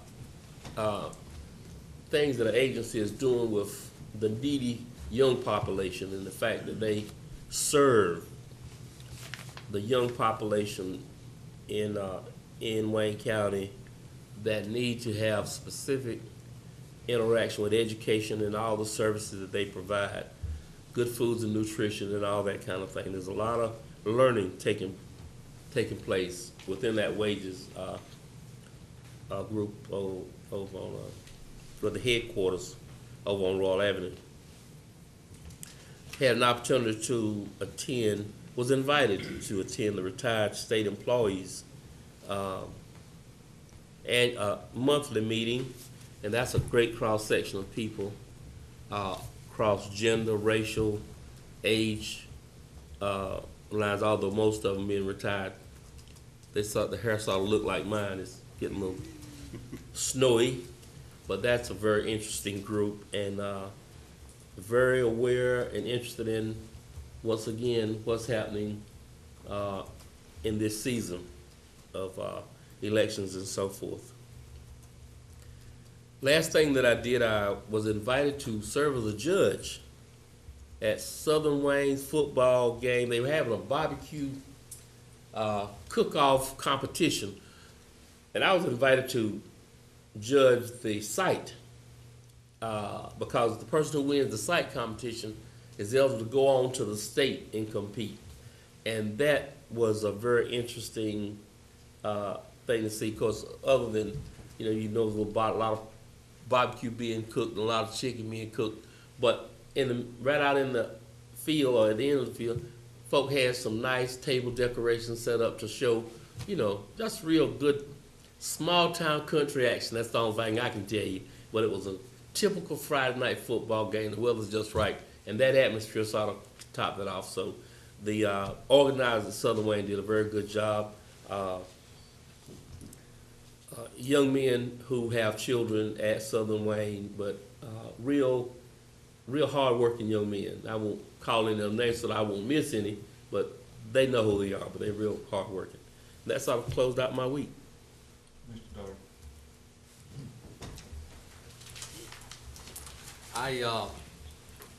I signed up for 2 committees with the North Carolina Association of County Commissioners, not really knowing what I was getting involved with, thinking they would appoint me to one, and they ended up putting me on both of them.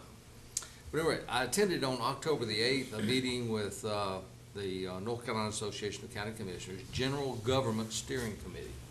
Now, these committees are meeting and going through a vast number. In fact, that particular committee had 30 goals that were presented by different counties throughout the state. And they were to go through those and to narrow them down to take the top 5 recommendations. We, of course, here submitted, I think, 5 or 6 goals. And it was an interesting process. And I encourage other members on this board to be involved with that, because they're a smaller number of determined. 2 was support legislation, regulations, and funding that would preserve local option and authority where needed to deploy community broadband systems and ensure community access to critical broadband services. 3 was support legislation to grant all counties the option to provide notice of public hearings and other legal notices through electronic means in lieu of required publication in any newspaper. Number 4 was support new and expanded state funding streams that would provide sufficient revenues to adequately fund the state's transportation infrastructure needs. And number 5 was support a General Assembly study of the insurance rates in North Carolina to ensure equity. And those were the top 5 at general government. Then on the taxation, I attended that one, and the top 5 goals there out of 55 that were submitted was 1, grow North Carolina's statewide economy through sound state investments, including public infrastructure funding, competitive incentives, and coordinated efforts with county economic development services. And 3 bullet points under there was adopting new approaches to economic development incentives in rural counties. 2 was restore the film and historic preservation tax credits. And 3 was provide increased grant funding for rural infrastructure projects. There was, I'll report back to you, an overwhelming support to give extra support to rural counties in North Carolina. and that was good to see. The second most important was to oppose unfunded mandates and shifts to state responsibilities to counties. 3 was to preserve the existing local revenue base.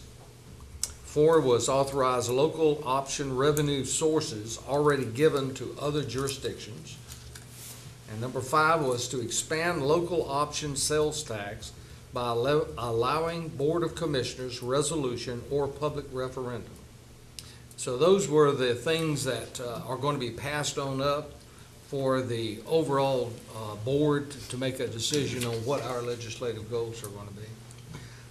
And on another note, if I might, as things moved a little rapidly, I was not able to discuss that with the report from the county manager, but I had a number of calls related to a newspaper article related to the salary of the HR director, and I hope we will address that. There was a great deal of concern of the amount of that salary. All right. Let me address that. When I put an interim person in, I put them in at the beginning step of that scale. So that whole scale needs to be adjusted before we hire someone permanently. And I am looking at that. Appreciate it. Thank you. Is that it? Yes. Mr. Mayor, just as a follow-up, I'm glad your comment, Commissioner Daugherty, on the boards that you're on, the steering committee. I'm glad to see that North Carolina are taking steps for the counties in extreme eastern North Carolina and extreme western North Carolina, because since the prosperity zones are formed and there's no state money coming into economic development, the poor counties are the ones that are going to suffer unless we do something to give them support. And when I say support, I'm not talking about lip service. I'm talking about funding. I'm talking about money. Because when we used to be Eastern Region and we were funded by the state, those poor counties were at the table because it didn't cost them anything. So I'm glad to see that that's being addressed. Wayne County Development Alliance meeting, we are reviewing our financial position. We're looking at operations and marketing and existing industry. We are very close, as already been mentioned, to selecting a WCDA director, and that will be coming out in the next few days. Just as a matter of announcement, I want to make sure the public and the commissioners are planning to attend the Wayne County Industry Celebration, which will begin October 21st with a golf tournament at Walnut Creek at lunchtime, and the tournament is beginning at 1 o'clock. On October 22nd, there will be a base tour of Samuel Johnson Air Force Base. The bus will load at the WCDA at 11:30 a.m. and at 12 noon there will be lunch and a tour of the base. If you have never been on a tour of Samuel Johnson Air Force Base, you're in for the time of your life. It's amazing what's going on as far as technology and so forth. Then on October 23rd, the Wayne County Industry Celebration Industry Luncheon will be at the Goldsboro Country Club from 12 noon to 1:30. So please keep that on your schedule. Also, the last couple of weeks, I, along with our county manager, George Wood, attended the NC East Alliance Board meeting in Kinston. There was a presentation. We looked at the financial position of the NC East Alliance. We looked at the fundraising progress. We also reviewed the motor vehicle assembly and parts manufacturing supply chain study, which is a focus of what we're looking at for Eastern North Carolina. There's going to be a lot more coming up about that because the commissioners know that it's sort of up in the air now as to how all this is going to settle out with the state. So we'll be addressing this issue in the future. Already been mentioned about I attended the Firemen's Association Executive Board and Fire Chiefs discussion on the agreement. I've already discussed that. Attended the Wayne County Executive Jetport Advisory Committee meeting. We welcome our new Jetport manager, David Fields. He took over and ran that meeting. I mean, right off the bat, professional,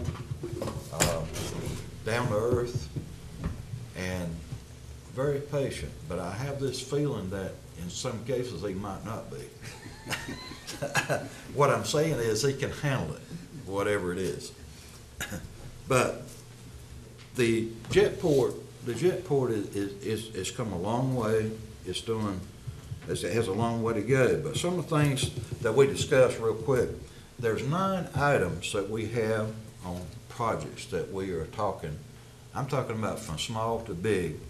And it includes the fuel farm, which we just discussed, and the survey of the storm water ditches. As all of you know, the property out at Jetport it would never perk for a second time. I mean, it's just wet. The ground level water is high, and we're having to look at cleaning out these ditches around the runways and getting it out, because I understand they hadn't been cleaned out in, 15 years or so? And they're grown up quite a bit. Also, we have an airport sweeper. Have you ever seen an airport sweeper at an airport? Sure. It cleans the rocks and debris from the runways that damage the props of aircraft. I used to fly, and when you hear rocks hitting the prop of your aircraft taking off or landing, that's a problem. So we have a sweeper that keeps all that clean. Friends of Seymour Finance Committee meeting, went to that. We discussed our budget. We discussed at lengths the steps that we need to protect Seymour Johnson Air Force Base. And also attended the North Carolina Military Affairs Commission meeting at the City Hall Annex.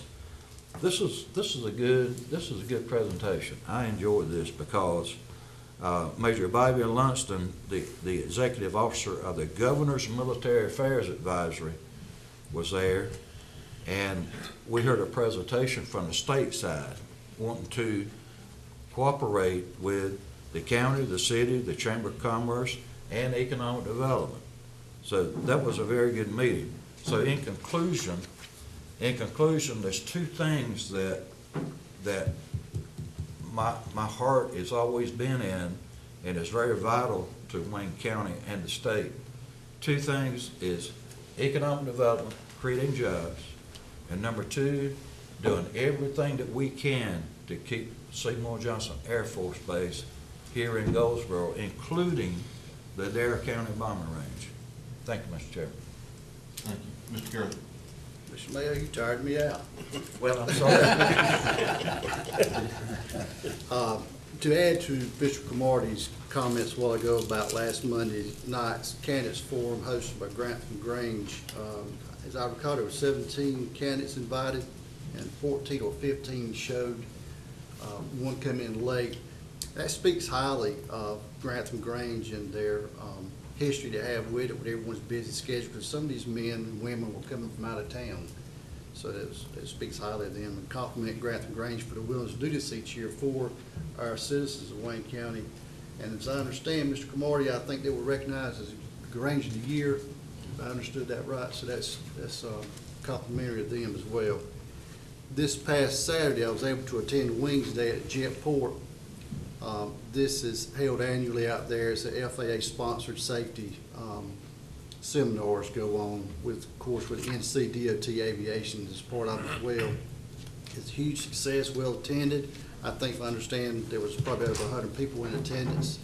A big thanks to George Wolf, who coordinated, led the charge this year. I know that there were a lot of other people that helped, include the Jetport advisors, Mr. Mayo, and I commend you all for your support in doing that each year. And again, thanks to George for spearheading it for us this year when we were without a full-time manager at the time. And last, Mr. Chairman, at the Wayne Memorial Hospital Board of Trustees meeting last week, one of the topics discussed was the Ebola. And I know it's on everyone's mind, and I assure you that Wayne Memorial Hospital is monitoring the situation constantly and reviewing policy procedures and changes daily. And they're in constant contact with their partners and network. And Mr. Chairman, I'm going to give the rest of my time for your report with Ebola. Okay. Thank you, Mr. Gurley. Keep mine as brief as I can. Last week was a busy week. Several of the things that I attended had already been mentioned, but I want to just hit the highlights on some of them. On Monday the 13th, I met with the fire chiefs, and as I made a statement this morning in the briefing, 50-plus years of being in the fire service, that was probably as good a meeting as I've ever been to. Very professional. All the fire chiefs were representatives from the fire departments. That was a very productive meeting, and I just want to commend the 26 departments that were represented on their professionalism and their input, and I think some good come out of it. On Tuesday, the 14th, I was with Mr. Camardi when we went down and looked at the library, and one of the reasons I wanted to go, I had not been in the library since the dedication, and I just wanted to see after he'd been in operation for a while.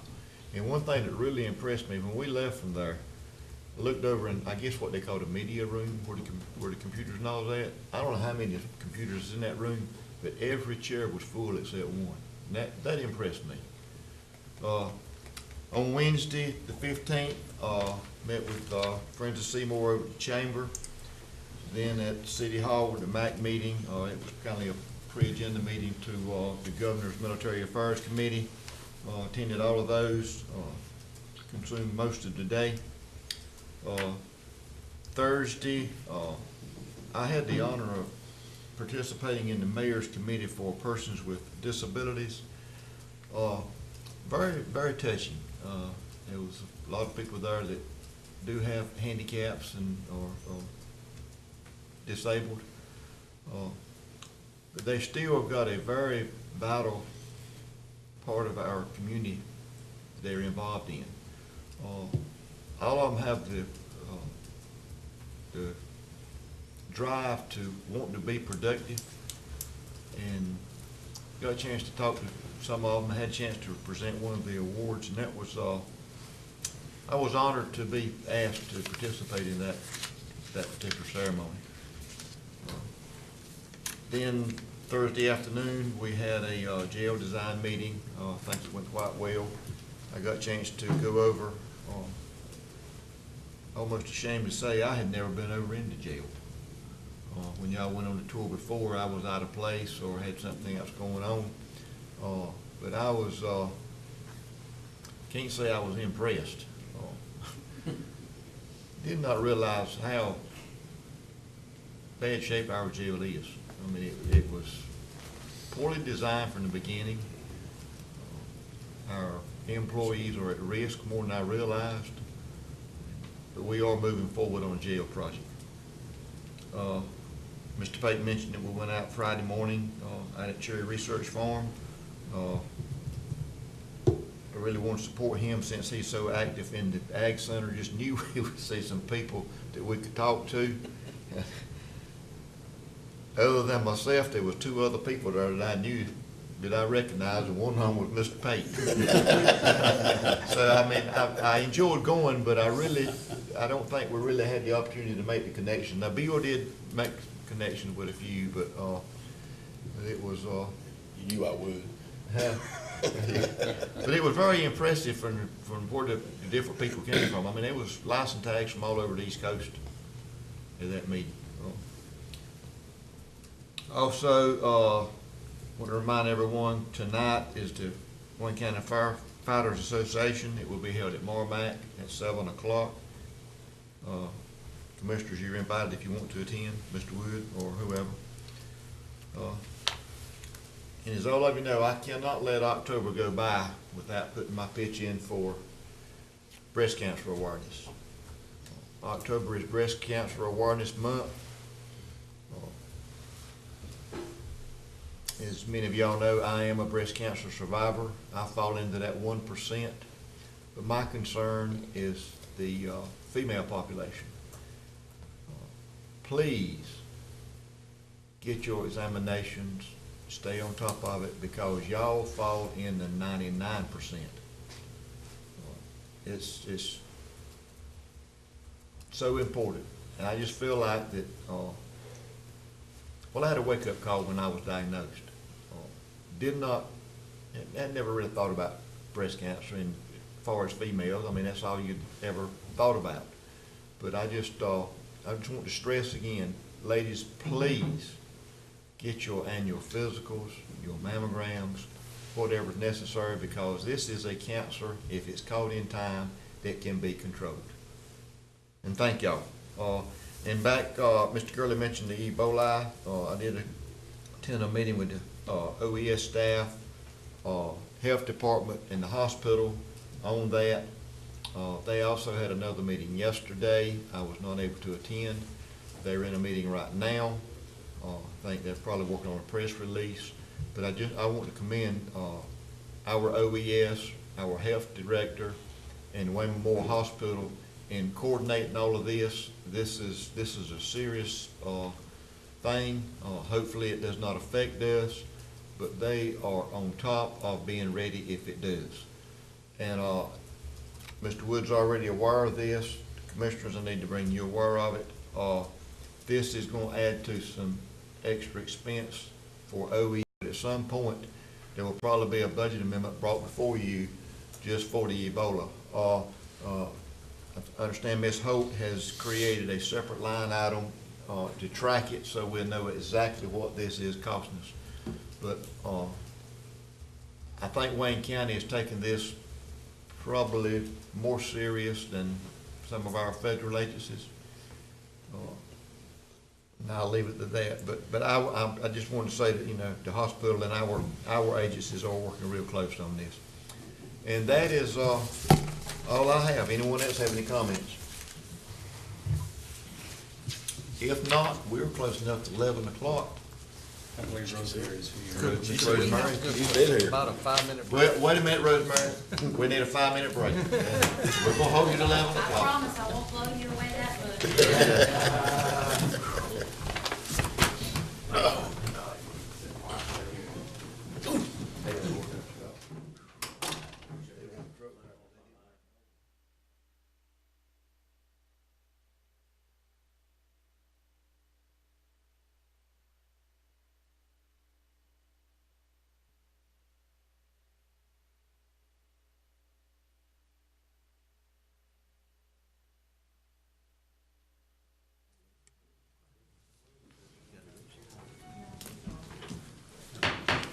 We are back in session. We have Ms. Rosemary Blizzard here from Board of Election to give us a presentation. Mr. Bell, we're gonna start without you. Okay. Good morning. Good morning. Morning. 2 more weeks. That's kind of our motto these days, is 2 more weeks. I just wanted to, I was asked to come by and kind of give you an update of what's going on. As you can imagine, we are full tilt. One-stop voting, which is probably our most popular phone call in the office right now, starts on Thursday. We have 5 sites, as you may be aware of. I have brought with me, which I think you may already have, but if you don't, I brought with me several copies of the one-stop schedule, and I'll leave them for anybody in the public that wants them, and ever how many copies you would like. The next deadline that we will hit will be next Tuesday. That will be the last day that absentees by mail may be submitted, or requests for absentee by mail may be submitted to our office for issuing an absentee ballot. I believe I just mailed ballot number 482 this morning, and I've got several requests sitting on my desk that will go out tomorrow morning. We're averaging this week about 30 to 40 absentee requests a day, and we'll probably keep up that pace until next Tuesday. After that, we will just be monitoring the one-stop schedule. That will end November the 1st at 1 o'clock. And then we will be on go for Election Day on the 4th. And I've also got with me, for anyone that would like it, an election calendar that sort of runs through all of the major deadlines between now and the end of this election cycle. Do you have any questions for me? Anyone have any questions? I have Mr. Gurley? on the early voting schedule Mhm. for the Sunday one, I see only one is open from 1 to 5. That's correct. Is there any particular reason why that one only was open and not the other 4? Well, we decided that it was requested by the community to have some Sunday hours. However, we found it difficult to get individuals to commit to working on a Sunday. And so we decided to maybe compromise with both sides and provide some Sunday hours with a site that could be maintained and easily staffed. I like that compromise. And the only other question I have, these frequently asked questions, very good and interesting, a very, very detailed explanation of questions that is often answered. Are these on the website? Which ones do you I have? took those off the website for the Wayne Votes Early. Okay, yes, sir, those are Okay. on our website, WayneVotesEarly.com. We decided this year at only an expense of $12 to the county to create a website that would sort of separate the wheat from the chaff regarding how to cast a ballot in this election, whether it be early through absentee by mail or on election day. And that website will allow you to search for your voter record, find your sample ballot, see your voter history, request an absentee by mail, download a one-stop schedule, and as well as the frequently asked questions. Good. And just one more thing. If I ask Mr. Wood, would you ask Ms. Arntz to maybe put an icon on our cover webpage or home, a little icon about frequently asked questions? Maybe that people recognize it quicker. Right on the front. Yeah. Mr. Doherty?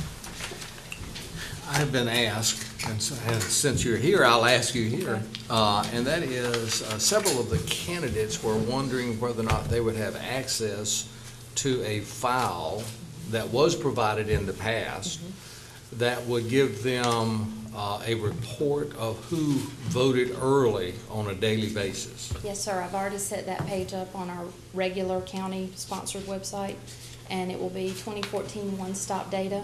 There will be 2 files per day. One file will be just statistics, numbers of Democrats, men, women, Republicans, how it breaks down that way. Sure. And then the second file will be a listing of who voted that day by name. Could that file be in a Excel file rather than a PDF file? It will be in a text file, which can be converted to an Excel file, and then sorted however the candidates would prefer to do so. Well, that answers all the questions for the candidates then. Thank you very much. You're welcome. Anyone else have any questions?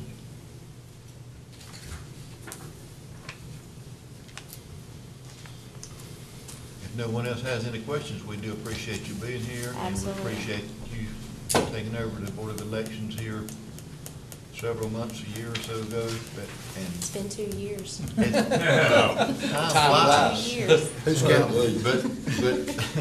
But thank you, because we're hearing a whole lot fewer complaints than we were hearing, and we certainly do appreciate it, what work you have done and your staff.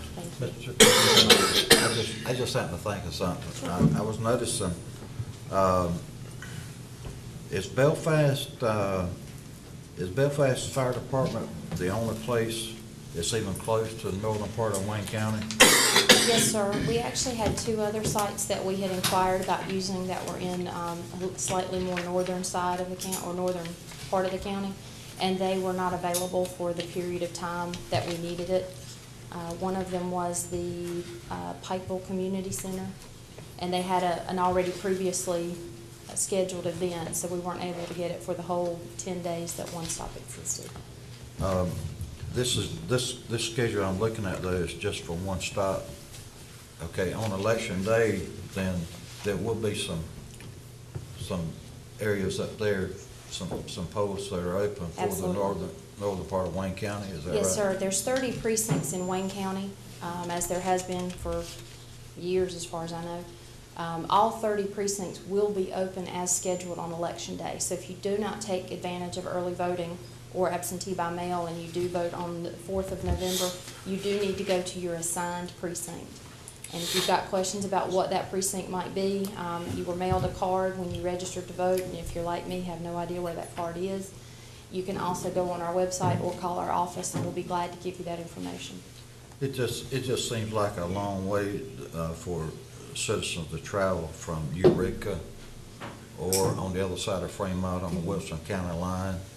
It just seems like a long way to travel. So I'm just wondering if it may have an effect on voter turnout, you know? Well, really though, it's not just a short distance from what it had been being out at Woodman of the World. Right, I it mean, is a it's little just- further north, actually, just, yeah. from Woodman of the World facility. It's, well, a little further south.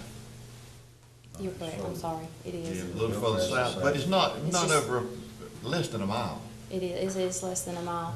And we've heard those concerns, and certainly as we go forward, especially with the 2016 election, which we all know will be huge, we'll actually keep those concerns in mind and be able to geographically spread our sites out even more than we already have. Well, I'd ask the same question when Woodman of the World was there, but, you know, it just doesn't seem like it's convenient to certain residents in certain parts of the county, you know? Thank you. Mr. Doherty, do you have something else? Well, he brought it up, so I won't bring it. You did bring up an interesting point, because there was a change in the law, I think, that took effect this election, and that is there will be no out-of-precinct voting. Could you give us a little bit more explanation on that? Sure, that law actually took effect the first election that it was emphasized or enforced in, is the correct word, was the May primary. And in North Carolina, you are assigned a precinct when you register to vote. And you should go to that precinct because that precinct is where your ballot is that's assigned to you for each election. And the law changed starting with the elections this year that if an individual went to a precinct that was not their own for out of convenience, maybe it's closer to my work, maybe I went to the grocery store and don't want my groceries to thaw out. These are all things I've heard, by the way. Then they would go to a closer precinct. And in this year, if you do that and you're voting in that precinct out of convenience, meaning you're not updating your address, you're not changing your voting information, if you're doing it out of convenience, the law says the board cannot count those ballots, those provisional ballots.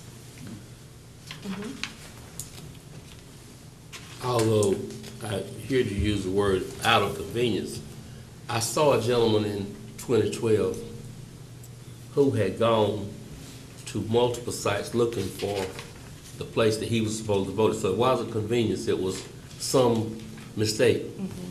And I think someone finally may have made a decision to let him go ahead and vote, and then you all would find his right place.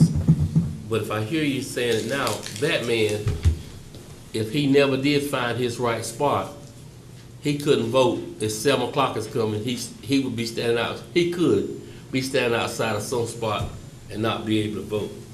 And that's one of the inconveniences that the legislature decided to put in place for this time.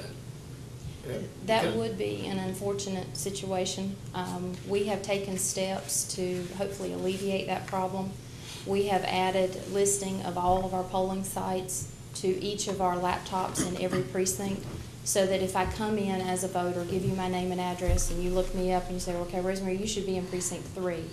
They right there in front of that laptop have the name and address to that precinct, so that there's not an opportunity, or there doesn't have to be a phone call made here and a phone call made there. They can immediately tell that voter where they need to be, so that there is as little confusion and shopping around as possible. And I too want to add my thanks to the good job that I hear that you're doing, because even folk that have said to me that they did not understand something or some reservation, I believe everyone that I heard that kept after the right answer got the right answer for me. So thank you, man. I just hope y'all feel that way 2 weeks from now. Well, we'll. We're going to do our best. Mr. Bell. I just want to make a brief comment, and this is something that's very touching to me. We sent troops to Iraq I think we lost pretty close to 5,000 men killed.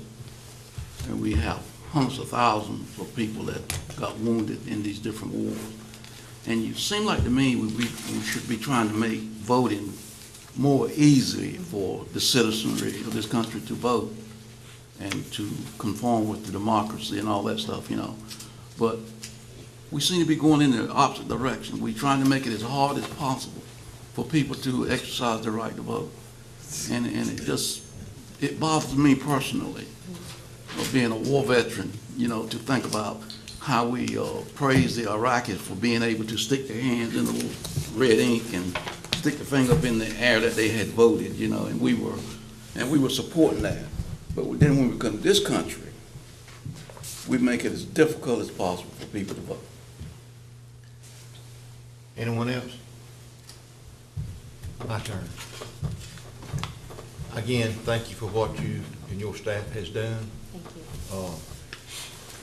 But the general public has got to realize and accept the fact we live in America. We need to take voting seriously, regardless of who you vote for or why you vote for. We need to take this serious.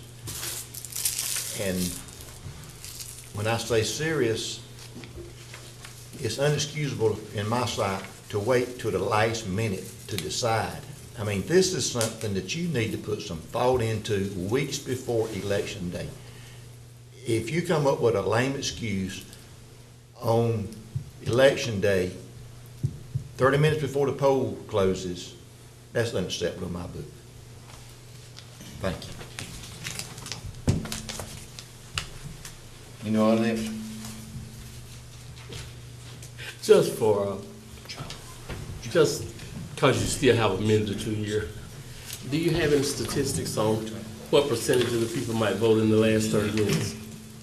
I can tell you that 4 years ago, which is the complementary election to this one, 31,000 people out of about 70,000 registered at the time voted altogether, whether on Election Day or early. Voted early? No, I'm sorry. all Go total, ahead. about 31,000 out of 70,000. 70. So it was, I believe it was around 44% 4 years ago, if I remember my numbers correctly. 15,000 of that 31,000, give or take a head or two, voted early. Oh, okay, but maybe I can. What percent of that might have voted in the last 30 minutes of that last day? You have any idea? No idea. You don't have any idea? No idea on that one, sorry. I was just, I can tell you in the 2 years that I've been here, the last day of One Stop has been brisk, but not excessive. I would say probably 2012 may have had the longest line. However, on the last day, the line was certainly no longer than it was the first day of early voting. And that was over a 19-day period. But I couldn't tell you without looking at I time was date standing stamps. down in Dudley, and the line was out the door, almost to the edge of the church. Was that 2 years ago? 2012. Okay. And I saw all kinds of electrical trucks and farm trucks and families coming in, 2 or 3 people in the car together. And I was just really, for the good American system, I was saying, man, they're trying to get here. And so, you know, thank God it's open at 7 o'clock.